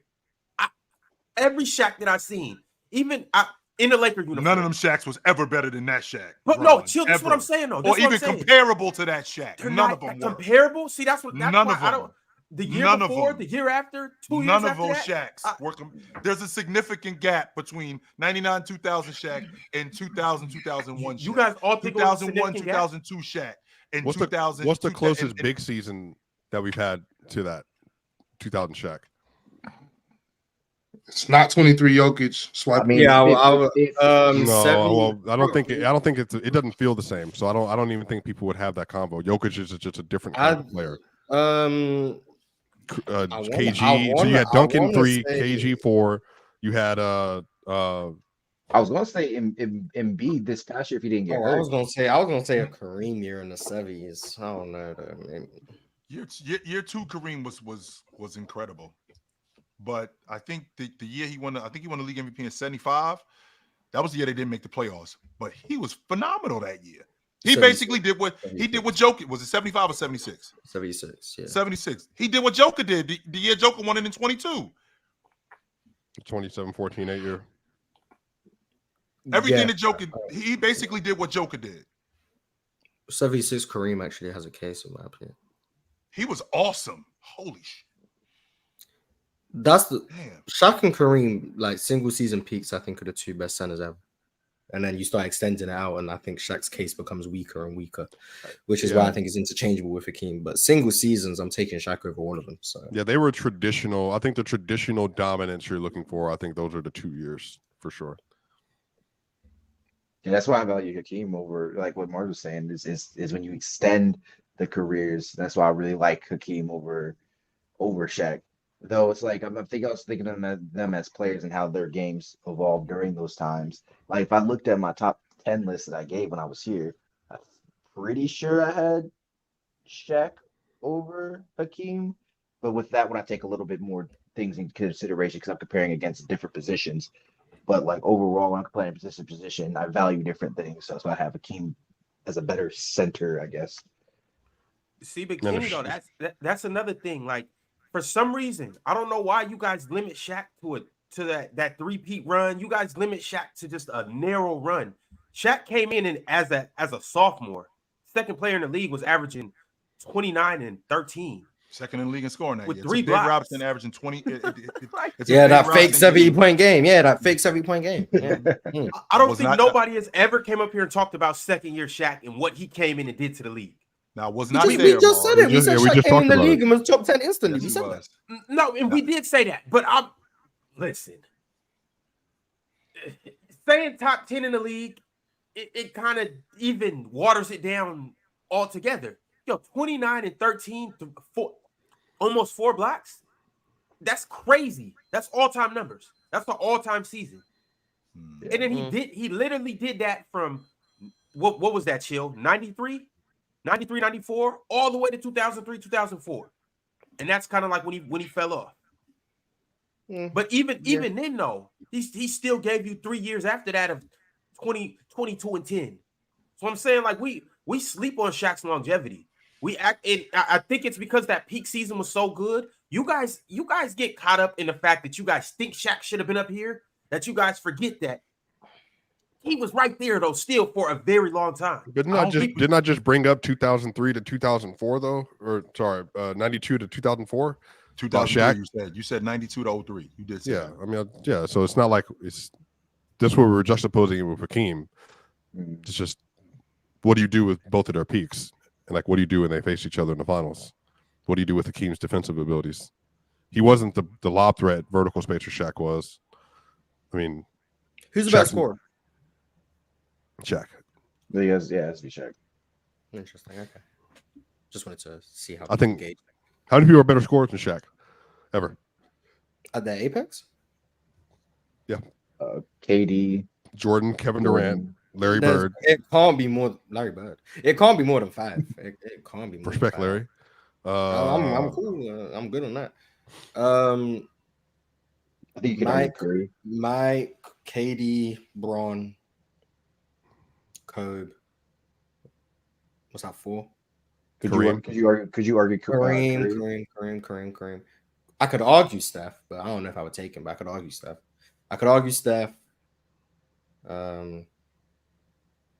What's that? Worst 7 at worst. Probably have him at 5 though. Probably. I got Shaq over Hakeem. So yeah. Who's a better passer? Shaq clears.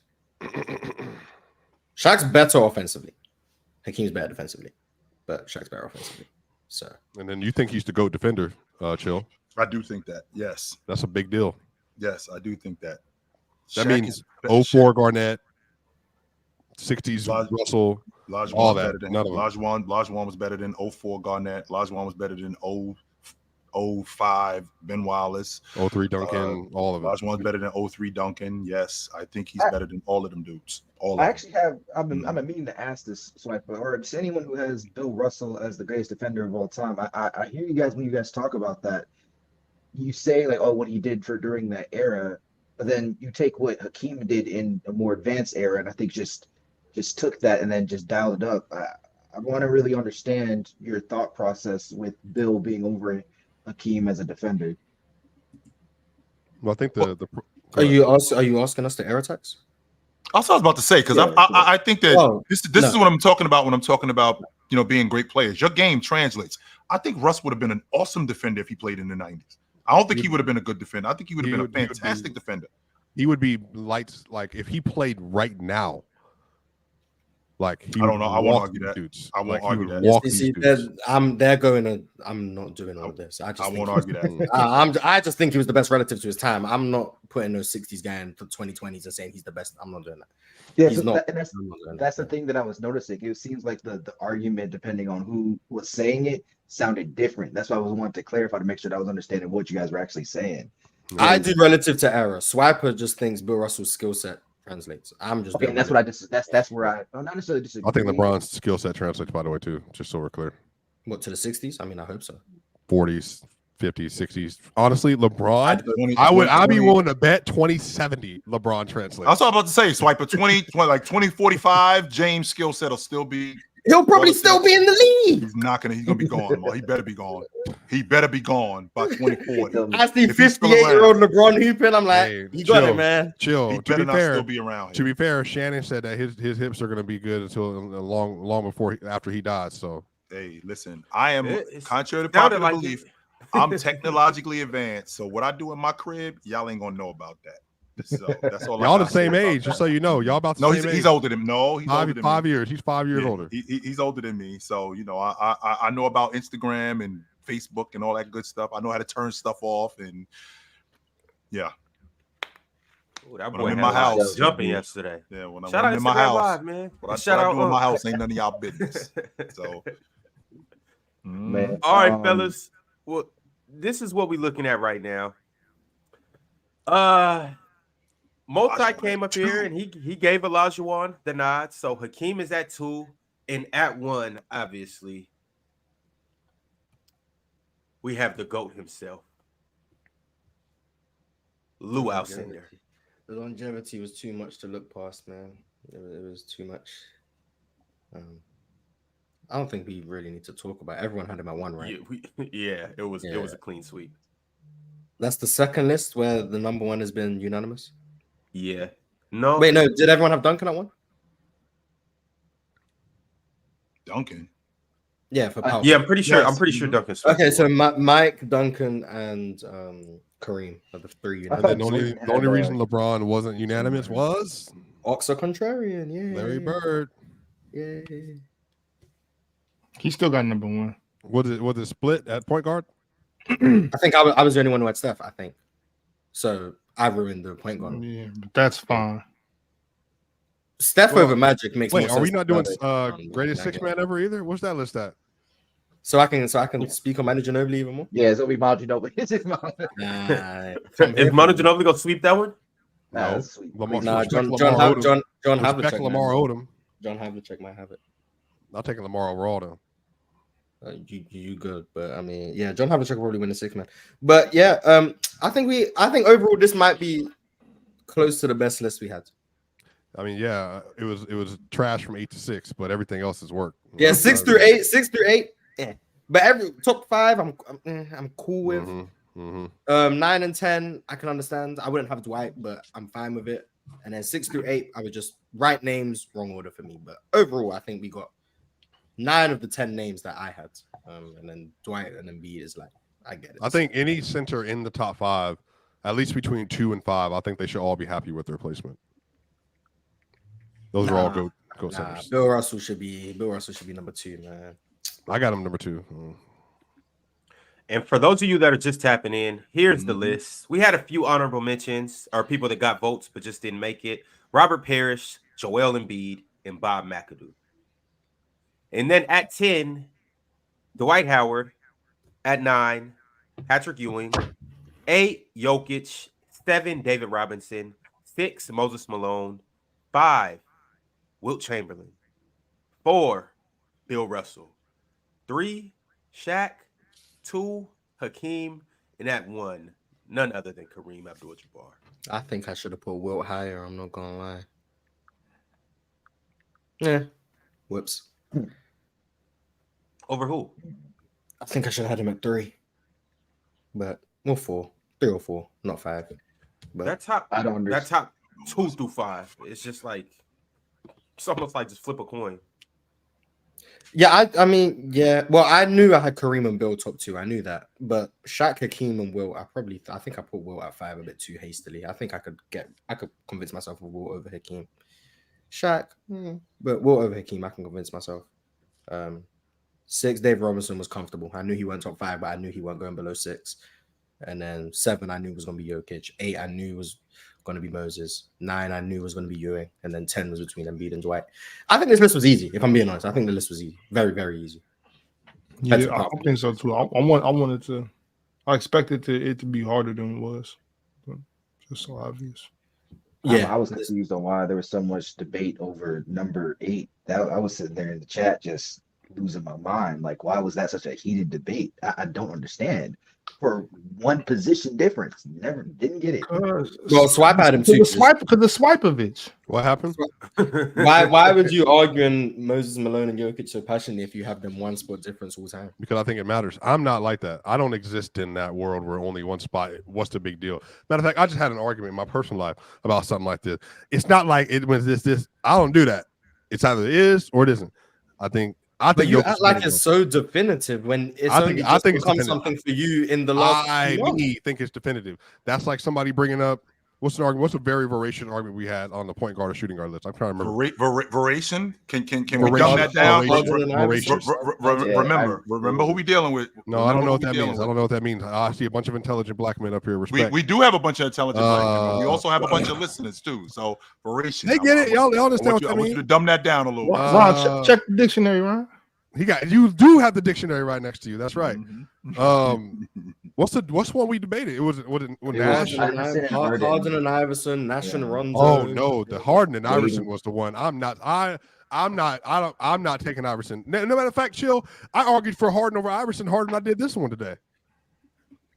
That was one spot. Did you? That was one spot. No. I actually think he was more passionate about the Harden Iverson one than this. But I'm so sick of people slandering Harden. I'm not gonna lie to you. That actually gets me annoyed, like 1,000%. And it's just, but look, the thing is, Ox, because people are gonna be like, why don't you trust Ox? You and me, you my bro. You can do whatever you want. I'm really not gonna have no pushback to it. That's at this point, we just know what our relationship is. Now, that's just what it is. Giannis, I'm not gonna convince you about Giannis, but you're the most disrespectful Giannis person up here. Like, I'm not gonna come at you for it. Like, that doesn't make any sense. I'll just be wasting time because you're not gonna change your opinion. No, I'm not. So I can't argue with someone who won't disrespect the top 3 players in the NBA right now. Anybody. Top 4, actually. We're talking about a best all-time list. I'm not impressed by these 3-4 year runs these dudes have been on. In their careers are halfway over. Like, you know what I'm saying? Like, so when I put Steph, KD, Bron on these lists, that makes sense. But these other dudes, I need Kawhi, even James Harden, but I need 4 or 5 more years from these dudes before I can start putting them in these lists. But you put T-Mac on your list. I think he's meaning T-Mac has a full career. Yeah, I'm thinking about ongoing career because that's the same issue I had with Jokic. It's just somebody brought up me attacking Chill on Tatum. I think I'm going to convince Chill about Tatum. That's the difference. Not. I am. Tatum's going to open your eyes. Tatum's going to look in next year, and Tatum's going to be everything. In fact, it's going to get worse. No, it's not. And then Swiper's going to have to. Because he's only getting better, Swiper. So. Yeah. No, he didn't. He literally got worse since 22. That's not true. That's not true. He was the best 22, and then he didn't, and then he got worse in 23, 24. In 23. Nope, we ain't playoff. 22 playoffs. I'm not going down this rabbit hole. 23 regular season. 23 regular season. It was cool. 22 playoffs. That was the best version I've ever seen of him until the NBA Finals. That's a fact. Swiper. For what it's worth, I agree with you, but we're not gonna get into a Tatum debate right now. But what we are gonna do is get around to these super chats because you guys have sent through a few. So let's go ahead and do it. And then I want to ask you guys a question about a current player and where you guys project the hell rank on number one. What'd you say, Ron? I mean, I was going to ask the question later, but since Mars jumped to the conclusion of him being number 1, who is him? I know now. Where do we believe Wemby will rank all time? Number 1. I don't know. I have no idea. I need to see more, Ron. That's what I'm saying. I'm saying projecting. He was this as a rookie. If you're projecting that he gets better, you're projecting that he fills out, you're projecting that he does X, Y, and Z, and he reaches his full potential. Where can you see him being Will out he on be the list? better? Can you Ox, guarantee? Ox, you marrying homegirl after 3 dates? You Nah, married what? her? I'm not even. Is she I'm bad not even. enough? Chill, you I'm can not see. I'm not even holding her hand up Is to she bad enough? That's what I'm about to ask you. Can you find out who her friends are? Can you find out who she hang out with? Can you find out where she hang out at? Like what her credit score is, like what she does for a living, Right, like, you know how what I'm many saying? times she's missed work? Can you do that? Shit, after three dates, she Damn. might get This one of is those friendly butt out friendly hugs. That's what I'm talking about, man. I mean, Getting the don't butt get me out. wrong. I think I like the move You're slow. right. I think that Wemby's potential. I think Wemby, in terms of his potential, he can be an all-time great. But to say over the next 20, how many years, if we're being honest, how many years do you think that Wemby is going to give you legit? Because when you talk about the best players ever, James, Jordan, and A great 14. Jabbar, is Wemby going to be around for 15 years? I think he'll be in the league in 2040. Okay, That's 16 years from now. Maybe so. You know, and That's- that's that's I don't know how how good. I don't know how good he'll be at that point, but I think he'll be. In That's the league. the I think he has the skill set to stick around, you like similar to like KD. You know what I'm saying? I think he got the skill set to stick around. right. My thing is, before I even start projecting stuff like that, I would like to see, you know what I'm saying, a 4 or 5 year run before we can start projecting. You know what I mean? Because anything can happen. Really? I don't. And I'm not even like injury related. I'm not trying to say that, but it's just like he could not get better. Yeah, You know maybe. what I Yeah, mean? maybe. Oxen, chill. You guys very are right. possible. Anything Right. can happen, but you guys are And being then pessimists. he You could- guys he are could talking get- about the good things that can happen. he could get You want to talk stronger. about the bad things that can Yo, happen. he could gain weight, and him gaining weight could slow him down and mess up his transition. You know what I'm saying? He could get heavy biceps and triceps, and his jump shot might falter. You know what I'm saying? Anything can happen. So I want to see a couple more We don't years know. before. You know what I'm saying? I Like, don't think. I don't think he's gonna get worse. I don't think that. But I just want to, I want to see it. You know. But with that being said, Ron, from what I've seen, the kid can end up being anywhere from 7 to 22. Or he might not even be a top 50 player. We don't know. He already top 50. Hold We don't on. know. So you don't have him being better than, if he's 7, you don't have him being better than David Moses. Robinson? He has. Oh, you talking about on this list? I thought you talking about all time. Oh, Yeah, all time. Yeah. Oh, 7 is love from all 7. Right. I was talking about all that's time. love. You know what I'm saying? That's Like that could anything could happen. The kid. So the you kid could have it. him being better than David Robinson. Why not? I mean, I don't. I mean, how physically See, imposing, how physically imposing David Robinson was. You know what I'm saying? That just makes it hard. But yeah, why not? His skill set is to the point where it's like, yeah, this dude can really figure it out, get stronger, gain 20 pounds, and be number 3 or number 4. Because I don't see him passing Shaq, Hakeem, and Well, if he's number 4, that means he passed. If he's number 4, he passed Bill and Will. Yeah, but Ox not. So I actually want to speak on something that I heard Ox say, like, if he gains his muscle, it might slow him down. I've seen his training, and his trainer knows what he's talking about. And he's actually done a really good job with understanding the physiology of Wemby and making sure that he's catering to that. I don't think him gaining, because it's not just going to be gaining weight in the simple fact of bulking. He'll be gaining weight steadily over time, and then while still progressing with athletic and dynamic movement. So I don't think him getting bigger will slow him down. If anything, him getting bigger means that he's getting stronger, which actually should speed him up. possibly, Especially if make him more explosive. Yeah, especially if he's training, those type 1 fibers, rather than, just getting more bulky or just strictly bulky for the sake of being bulky. My issue with projecting, especially after one season, is we saw how limiting the CBA is for teams. And no matter how much we want to do, unless you're someone like Mars who can just completely block certain stuff out, team success and things like accolades, things of that nature, are going to play a part in determining of how well Wemby's career is going to go. And if the Spurs can't build a team around him because they just can't afford to, if he has to go to a separate team, then he has to either be a number 2 option or something like that, We don't. Mhm. That's why it's super hard to even judge Well, that. well, Kenny, on top with the thinking about the team construction, the roster construction, right? You look at them just getting Chris Paul. Chris Paul is going to teach him how to get open. Chris Paul is going to teach him how to position his body to. Okay, He yeah, not, Chris he not Paul. rocking what you had So to much say. for that. That's all right. Chris Paul going, he's going to teach him how, like how he did with DeAndre Ayton. You know what I'm saying? Like, I believe Chris Paul has the ability to let him know, like, young fella, this is how you post up right here. If you want the ball at this point, this is where you catch it. This is how you jump to the ball. Jumping to the ball is crucial, especially for a guy like Wemby that could just turn over the shoulder, shoot that fadeaway. If he's posting up and getting as deep as he can, and then they pass to him and he jumps to the ball, he can catch it in a good position to turn. Boom, that's an easy shot for him, But I don't think I understand you saying like you've seen his trainer and everything, but we just never know with somebody that young how they gain weight. Now you can try to control it and your strength and conditioning, but it a lot can change from the age of 19 to 25 as far as just natural things like your metabolism slowing down, things like that. You know what I mean? He might not gain any. He might not gain any weight. I guarantee he will get stronger though. I'm with you on that. But never know how the weight comes.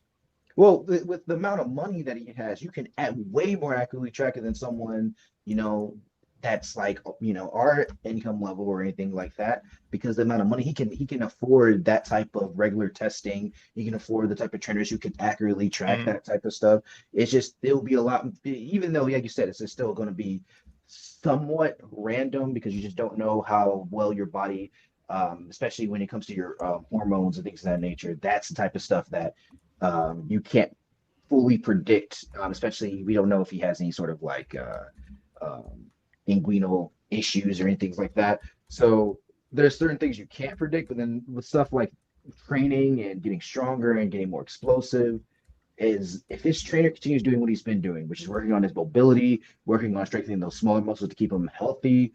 Like Wemby is ridiculously flexible, like it's insane.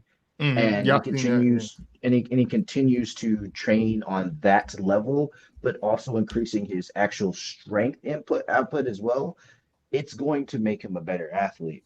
It's just if he stays with it, if he doesn't start buying, because I know it's a lot of times, especially at that higher level, they try to look for every little fad that tries to give them an edge, which inadvertently actually causes more damage because we don't quite understand how this new style of exercise is going to impact things. Like when I watch LeBron James work out and watch his workout videos, a lot of stuff he does is dumb, but like it works for him because he's LeBron, but it's in like scientifically dumb what he's doing. Right. Yeah, it's crazy. Ron, go ahead. That's the show. All right, y'all. I'm just letting the people know where PC Weekend's gonna be. I wish somebody would tell me. The DR. Damn. Yeah, my passport just got revoked, Ron, so I can't come. That's unfortunate. Well, I'll have a good time out there. I mean, I've been living vicariously through Ron for the past 3 years, so do that. Just gonna keep going. Keep going, Ron. Daniel Berry Sports Highlight has been a member for 9 months. Shout out to Daniel Berry. I Eat You became a member today too. I Eat You. You should change that. You should change that. I don't like that. That's rubbing me the wrong way. Indy City C said from the we read this one. Shout out to Indy City C. Lee Mack said, "You guys gonna watch Starting Five Netflix show? Looks interesting." Oh yeah, that's the one DeMontis is carrying, right? Yeah, for sure. MP13 said, "Get Pin up here so I can hear Sabonis's number one based off his memory as a child. Need to feel that quote unquote I want to be different take quota for the day." I considered Arvidas. I definitely did. I wanted to put him in there. I think for the Sinners, we should have did the top 15. No, we should have did the top 15 for the Sinners. We could do the remaining 5. We could make that episode one of these days. We should do bottom 10. I don't even know who the worst. Who are the 10 worst sinners in NBA history? I wouldn't even know who that is. Robert Sacre. James Wiseman.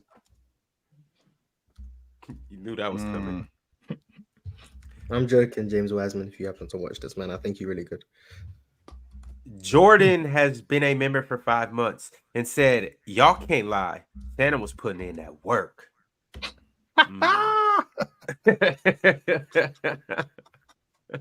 Go ahead, one. Man, that's all you got. That's why you gotta take care of yourself, man. We gotta drink a lot of water, man. Get your cardio in so you can still, you know what I'm saying? So you can still do your thing. You know what I mean? I don't know if Shannon was drinking water. He might have been drinking some honey as well. Well, I'm just saying, like, water. I'm just saying, like, while you're still young and your blood vessels are still pumping blood, you know what I'm saying? Take care of them. You know what I'm saying? Get your cardio in, drink water. You know what I mean? Not too much alcohol. Kunzriel said, "Ron, we say uncle." I was with them on that. I was with them on it. It was during the Jokic and Most Malone debate. Everyone in the chat was like, please move on, please. Playing this conversation, everyone knows. That's like when you say like you tap out, like yeah, like a safe word tap out type thing. Safe word. Well, I guess that might have been the wrong thing to say, but you know what I mean. that's what Mark. But y'all know what I mean, right? Still, bro, you know what I mean, bro. Y'all know what I mean. I'm not even off that. All right. Devontae said, "Hakeem clearly being the best player on the court in year 2 against the defending champion Lakers, then going on to win 2 games against the 86 Celtics in the finals doesn't get talked about enough." He was a solid little player. Shout out Hakeem. Clearly being the best on against the defending champion Lakers is crazy too. But see, it's little moments like that I trip off in your career. Those are like career defining moments. So shout out to Devontae. Appreciate you for bringing that up. Dookie Blaylocks said, "Here we go." Let me go ahead and move you up here. Chill seems occupied too. Yeah. I'm in the middle of something right now, Ron. I'll get back at you in a second. Chill, you about to break that keyboard. Yeah, I'm kind of in the middle of something right now. Excuse me. Yes, I'm kind of in the middle of something right now. So excuse me for a second. Yeah, go ahead, Chill. Take as much time as you need. Do your thing. Mm-hmm. Absolutely. I'm kind of dealing with something right now. So excuse me for a second. I got something I got to handle. So yeah, for sure, take care of business. Mm-hmm. Mars got you if you need some help. But wait, Ron, this right here wasn't no, go ahead, pull it up, because this wasn't about what he said about us. Oh, this I'm was gonna pull about this video. Yeah, I'm gonna pull this video up. Dookie said, "Y'all seen DeMar speaking the truth about the Raptors chip, especially under those circumstances like Warriors injuries and playing versus second round merchant and bust. DeMar will be viewed as top 75." Oh man. If I was a Raptors fan, I'm not sure how I'd feel about DeMar DeRozan. Yeah. Like, the way, I don't need to hear every 2 seconds, "Oh man, we just couldn't get past LeBron." Like, I don't need to hear that every 2 seconds if I'm a Raptors fan. Like, I'd start getting annoyed. Like, every time he's on an interview, "Man, Bron, man, he was just too much." Like, shut up. Like, I don't need to hear that every time you talk. Like, I would get tired of it if I was a Raptors fan. Yeah, and I don't agree with him either, but I would get tired. Like, I would get very tired. Yeah, that's my thing. That's my thing, Mars. I don't think DeMar walks Giannis down. I don't. I think the Bucks take care of him. I'm not sure if they beat Philly. They don't. That's what I'm saying. I don't think they beat either one of those teams. So while the main Toronto team, yeah, with without DeMar DeRozan. With the other additions that they made, by the way. Instead of all them other dudes are there. Yeah, but no Kawhi, no Danny Green. They're not getting with Philly. I'm sorry. I don't think so. That Philly team was amazing. They barely beat Philly with Kawhi. That's what I'm saying. It was a buzzer beater, chill. Like, right. I don't think so. I really don't. I think Kawhi was so much better than DeMar DeRozan at that point that I can't see. And Danny Green. Don't forget, it was Kawhi and Danny. Yeah. So yeah, I don't think so. They definitely don't beat Milwaukee. And this was the quote right here made by Mr. DeRozan. He said, Just a second, ladies and gentlemen. He said, I have no doubt in my mind the same outcome would have happened. And this is DeMar DeRozan on if the Raptors would have won the championship if he stayed in Toronto and the Kawhi Leonard trade never happened. I mean, he's meant to believe that confidence in himself and all that. Mm-hmm. I'd be so tired of hearing that stuff about LeBron, man. Like, Yeah, that man just didn't play well in the playoffs, period. It wasn't just against LeBron he started stinking. Yeah. Like, I feel you, Mars. Like when Stephen A asked that question, I wouldn't even have answered it, or I would answer it just like, I mean, how could I possibly know that, Steve? You know what I'm saying? Like, I wouldn't even have got into all that. It just kind of rubbed me the wrong way, and I just disagree 100%. Yeah, I have Toronto Raptors friends or Toronto Raptors fans, and they hold Kyle Lowry in a way higher regard than they do DeMar DeRozan. Way higher. But it's like, imagine me up here just conceding the fact that, yeah, I mean, LeBron went out west, so I finally could have won the East. Like, that just sounds so soft. Like, as you are now playing for a Western Conference team, by the way. So right. Well, speaking of which, Mars and Kenny, I have Sacramento Kings fans. And DeMar now plays for the Sacramento Kings, and he had something to say about what the Kings would do next. That's small ass Mike. What the hell? What He the just hell is that? he just biting off me. I said this already. Now he want to copy me. You did say this already, Ox, and I don't know if he actually got this take from you or if he hell? really feels it, but this is what he had to say. I need Ron to copy that video address. My boldest NBA take for the season. Kings Western Conference Finals. Probably has them losing to LeBron in the conference finals, I guess. Yeah. That's probably Yo, you know what, Mars? If we don't 4-0 the Lakers again this year, You know what it is? It's the curse of DeMar DeRozan. You might have to curse of load DeMar manage DeRozan. DeMar when you play the Lakers. Yeah, curse of facts, DeMar bro, DeRozan. facts. Like you know It's what? the curse of DeMar DeRozan. We at least have to beat them the first time we played them. Like, at least the first time we played them, we had, because if we lose him the first time, you know what that's going to do for his morale and everybody around there. Like, oh my God, he can't beat LeBron. Everybody gonna be like, he can't beat Bron. Like, It's the curse of DeMar. It's the curse of LeBron. The curse of DeMar DeRozan, no doubt. That's terrible. All right, moving along. Shout out DeMar. He been in the press a lot lately. He's going to get 25,000 points this year, so shout out to him. Hammerin said, after the Rondo/Nash, KG/Duncan talk, Paul Pierce putting himself above D-Wade, I'm expecting a Kendrick Perkins versus Shaq conversation. Why is KG and Duncan in that tier of crazy conversations? Why is Rondo Nash in that? Yeah, shush. I don't know why KG Come on. Duncan is like being put in like, oh, that's a crazy conversation. Now, the other ones, man, I agree, but that KG Duncan one, I don't know, man. Rondo Nash is just as close as KG Tim.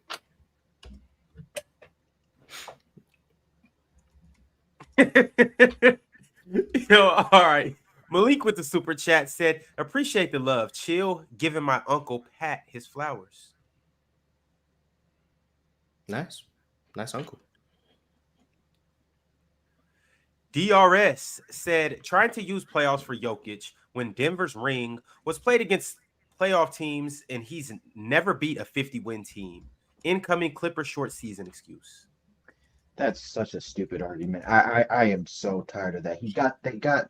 They played who was in front of them. You can't control the people you play against in the playoff. That is such a stupid argument. The Grizzlies lost to the Lakers. The Grizzlies were the 2 seed who lost to a 7 seed, and they played playing teams. Well, the playing team beat the 2 seed. So where do we go from here? Stupid. I'm not gonna act like they would. If he would have played the Grizzlies instead of LeBron James and Anthony Davis, they wouldn't have respected that series more. Like, I'm not dumb. I know what would have happened. The young Grizzlies team, that's who they beat instead of LeBron and AD. Like, whatever though. And also, I don't know why 50 wins is the measuring stick for a good team, but I'll never understand that. All right, keeping it pushing. We got another super chat. Oh no, not that one. Oops. Football breakdown said losing by 50, then blowing a 20-point halftime lead at home while being unable to hit open threes as the defending champion and 3-time MVP is gross. Quit yapping. They did lose by 50. They got smoked. They got destroyed. I remember, and then on the timeline on Twitter, as everyone showing that picture of Jokic standing up, like, oh, he's ready for Game 7. Then they got cooked. I was like, nice. That game. Do y'all remember that series? Yeah. Yeah, That series was that roller series, coaster. it was like, it reminds me in a way of the 2016 finals. None of them games were close, but like it went to 7. But none of the games were close. Even Game 7 wasn't even close until like the Timberwolves came back.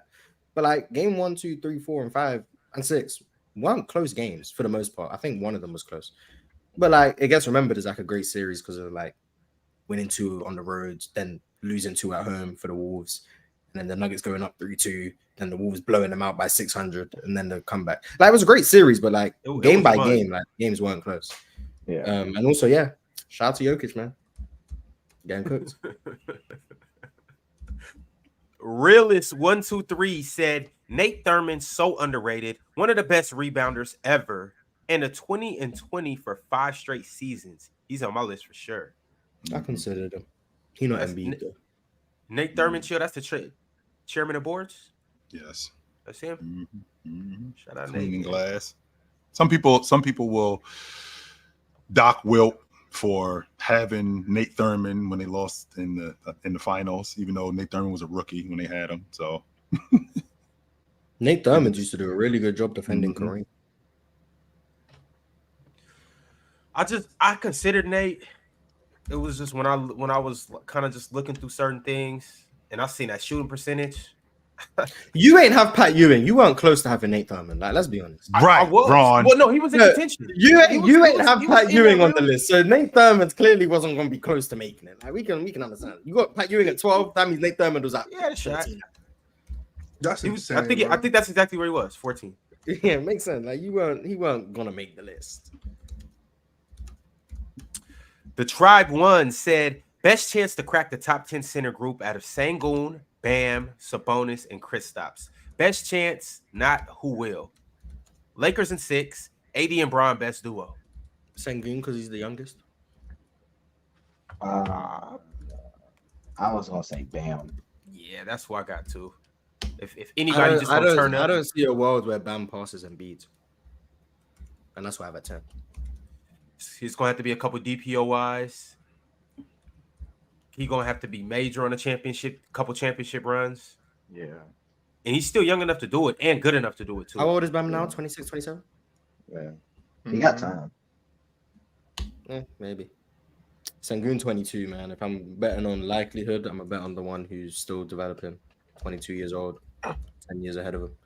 Now, like you said, I don't think any of them are going to. Yeah. But if I were to be a betting man, Sengun would be the one I'd put the money on. Sengun could do it on some baby Jokic type stuff, where it's just like offensive. Well, Jokic ain't even so made the good. list yet for some people. So if Jokic ain't made it yet, then Sengun ain't got a shot. Yeah, if he has to stand on Mars, his own, he for can't some be a baby people. Jokic. Yeah, some people.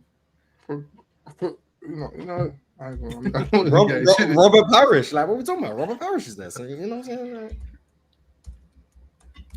Mo said, "Chill. Who's underrated defenders by each position? Who's the Underrated defenders at each position. We don't talk about Dennis Johnson at the league guard nearly as much as we should. Clyde Drexler is the only player in NBA history to finish in the top 10 in steals all time and never make the All-League defensive team. That's ridiculous.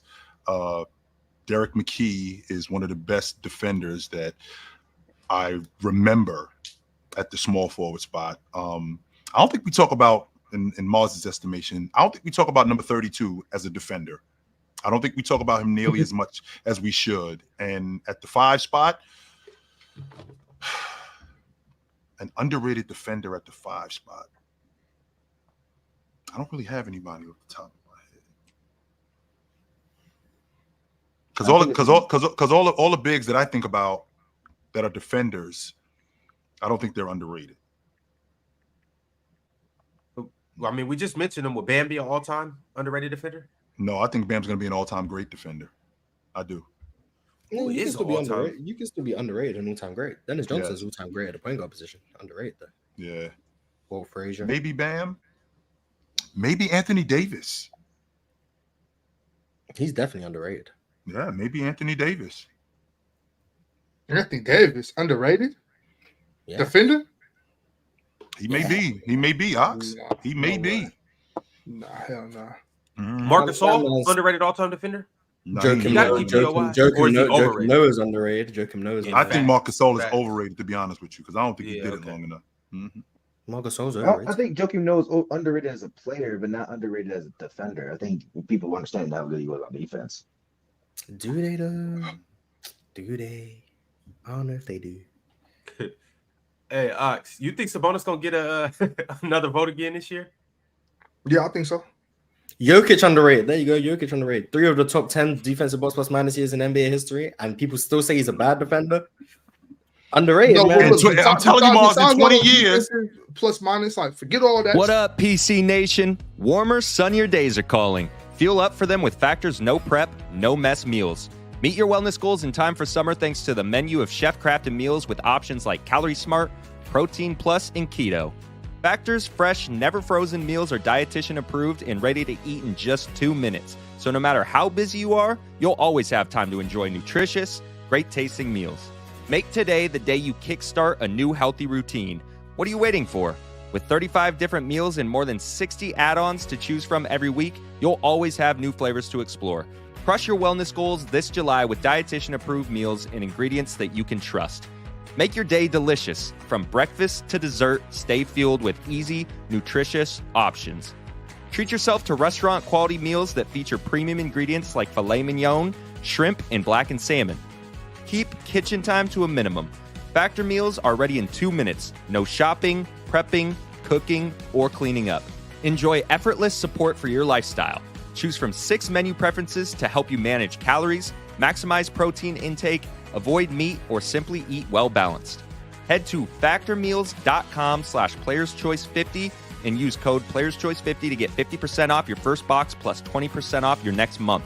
That's code playerschoice50 at factormeals.com/playerschoice50 to get 50% off your first box plus 20% off your next month while your subscription is active.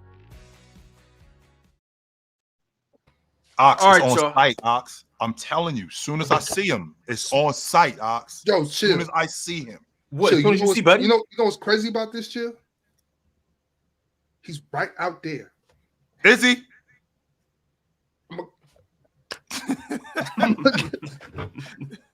It's on Oh, site. as soon as this live stream is over. It's on site. I'm Hey, telling you. y'all know me and Ox going to the gym after this. Mm-hmm. We're gonna live stream too. Mhm. We can live stream playing 7-Up. We can live stream playing 7-Up for On Big Ox Media. yeah. Oh, all right. Hey, y'all go subscribe to Big Ox Media, so y'all can see this ass whooping. Also, chill. Speaking of which, Yes, sir. you got something major coming up later this month. Later this month. What I got going on? 24th. You don't even know. What's going on the 24th? You got a guest coming on your channel. Oh, yeah. Referee James Williams. He's coming through from the NBA. He's Y'all gonna know come that's through and- Gucci. Yeah, Gucci. He's gonna come through and we're gonna chop it up. We're gonna find out the inner workings of the NBA. Absolutely. Yeah, Mhm. y'all make sure y'all follow Chill too. Yo, Multi, you got a YouTube channel? I don't. I always plug my friend's YouTube channel because they make context. Follow the Hitman podcast on YouTube. It's Hitmen, not Hitman. Hitmen podcast on YouTube. Shout out my dog, labeled unknown. Shout out my dog. All right, back Hey, to the can Super. you felt Mars you fell talk asleep right sports before- too. My bad, Mars. Yeah, L man, host, forget L me, host, Forget man. me, I guess. It's cool. Hey, Kenny, you fell asleep right before the graveyard shift last night? Bro, I saw you go live. I typed into the chat. I was like, hey, Ox, I tried. I seen Ox was still live like an hour before the panel. I was like, what the hell? No, dude. He was live. I woke up because at 3-something a.m. so I could go to work. And I look in and I see him still online. It was him. I think it was Tay Luke in there or something like that. Someone's in there just yapping. And I was like, Otis? I'm not. Nah, it was me, Primo, Easy, and Quan. Oh, okay. Otis ain't make it up. Mhm. Damn. So I was like, all right, should I join this? And I was like, nope, I'm going back to sleep. He was good, Ox. Mm-hmm. The Sarmo said, I know Swipage gonna push 2020's Dino Raja top 5. Swipage. Swipovich. Tricky with the super chat said, is Caitlin Clark really 6 foot? 6'2" Juju looked tiny with 6'2" Kyrie. I don't know how tall she is. Me neither. She's tall for a guard. She a big guard. Mm. Lee Mack said, "Swiper the new ticket. Just talks over people." Pack Swiper up. Lee Mack then said, "Swiper diet ticket." Mm-hmm. I said Swapia Yeah. is diet ticket. Swapia. Shout out Swapia. And Braz the Bandit, Braz with an emphasis on ass. Braz the Bandit said, now he conceded. Heartbreak. Definitely Damn. worse than July and August. So I'm Apollo Creed. So I should just stay in the ring and get killed. Is that what I'm understanding? I should just stay in the ring and get killed. Okay, so in the future, I'll just keep going. My fault. Hey Ron, don't throw in the towel. No matter what debate it is, don't ever throw in the towel. Let's just keep going. Don't stop. All right. If I get knocked out and I'm talking about my head, my eyes are spinning, don't throw the towel in. Don't stop it. Promise you won't stop it. Don't. I got you. Mark, we got open gym. All right. Mm-hmm. The plug. Open gym is next. We'll be back tomorrow. We'll have some cool people up there tomorrow too. So y'all get ready. It's gonna be one of them shows tomorrow. Now the Merry your job Christmas. ass up here. Ain't nothing Merry cool about you. Who?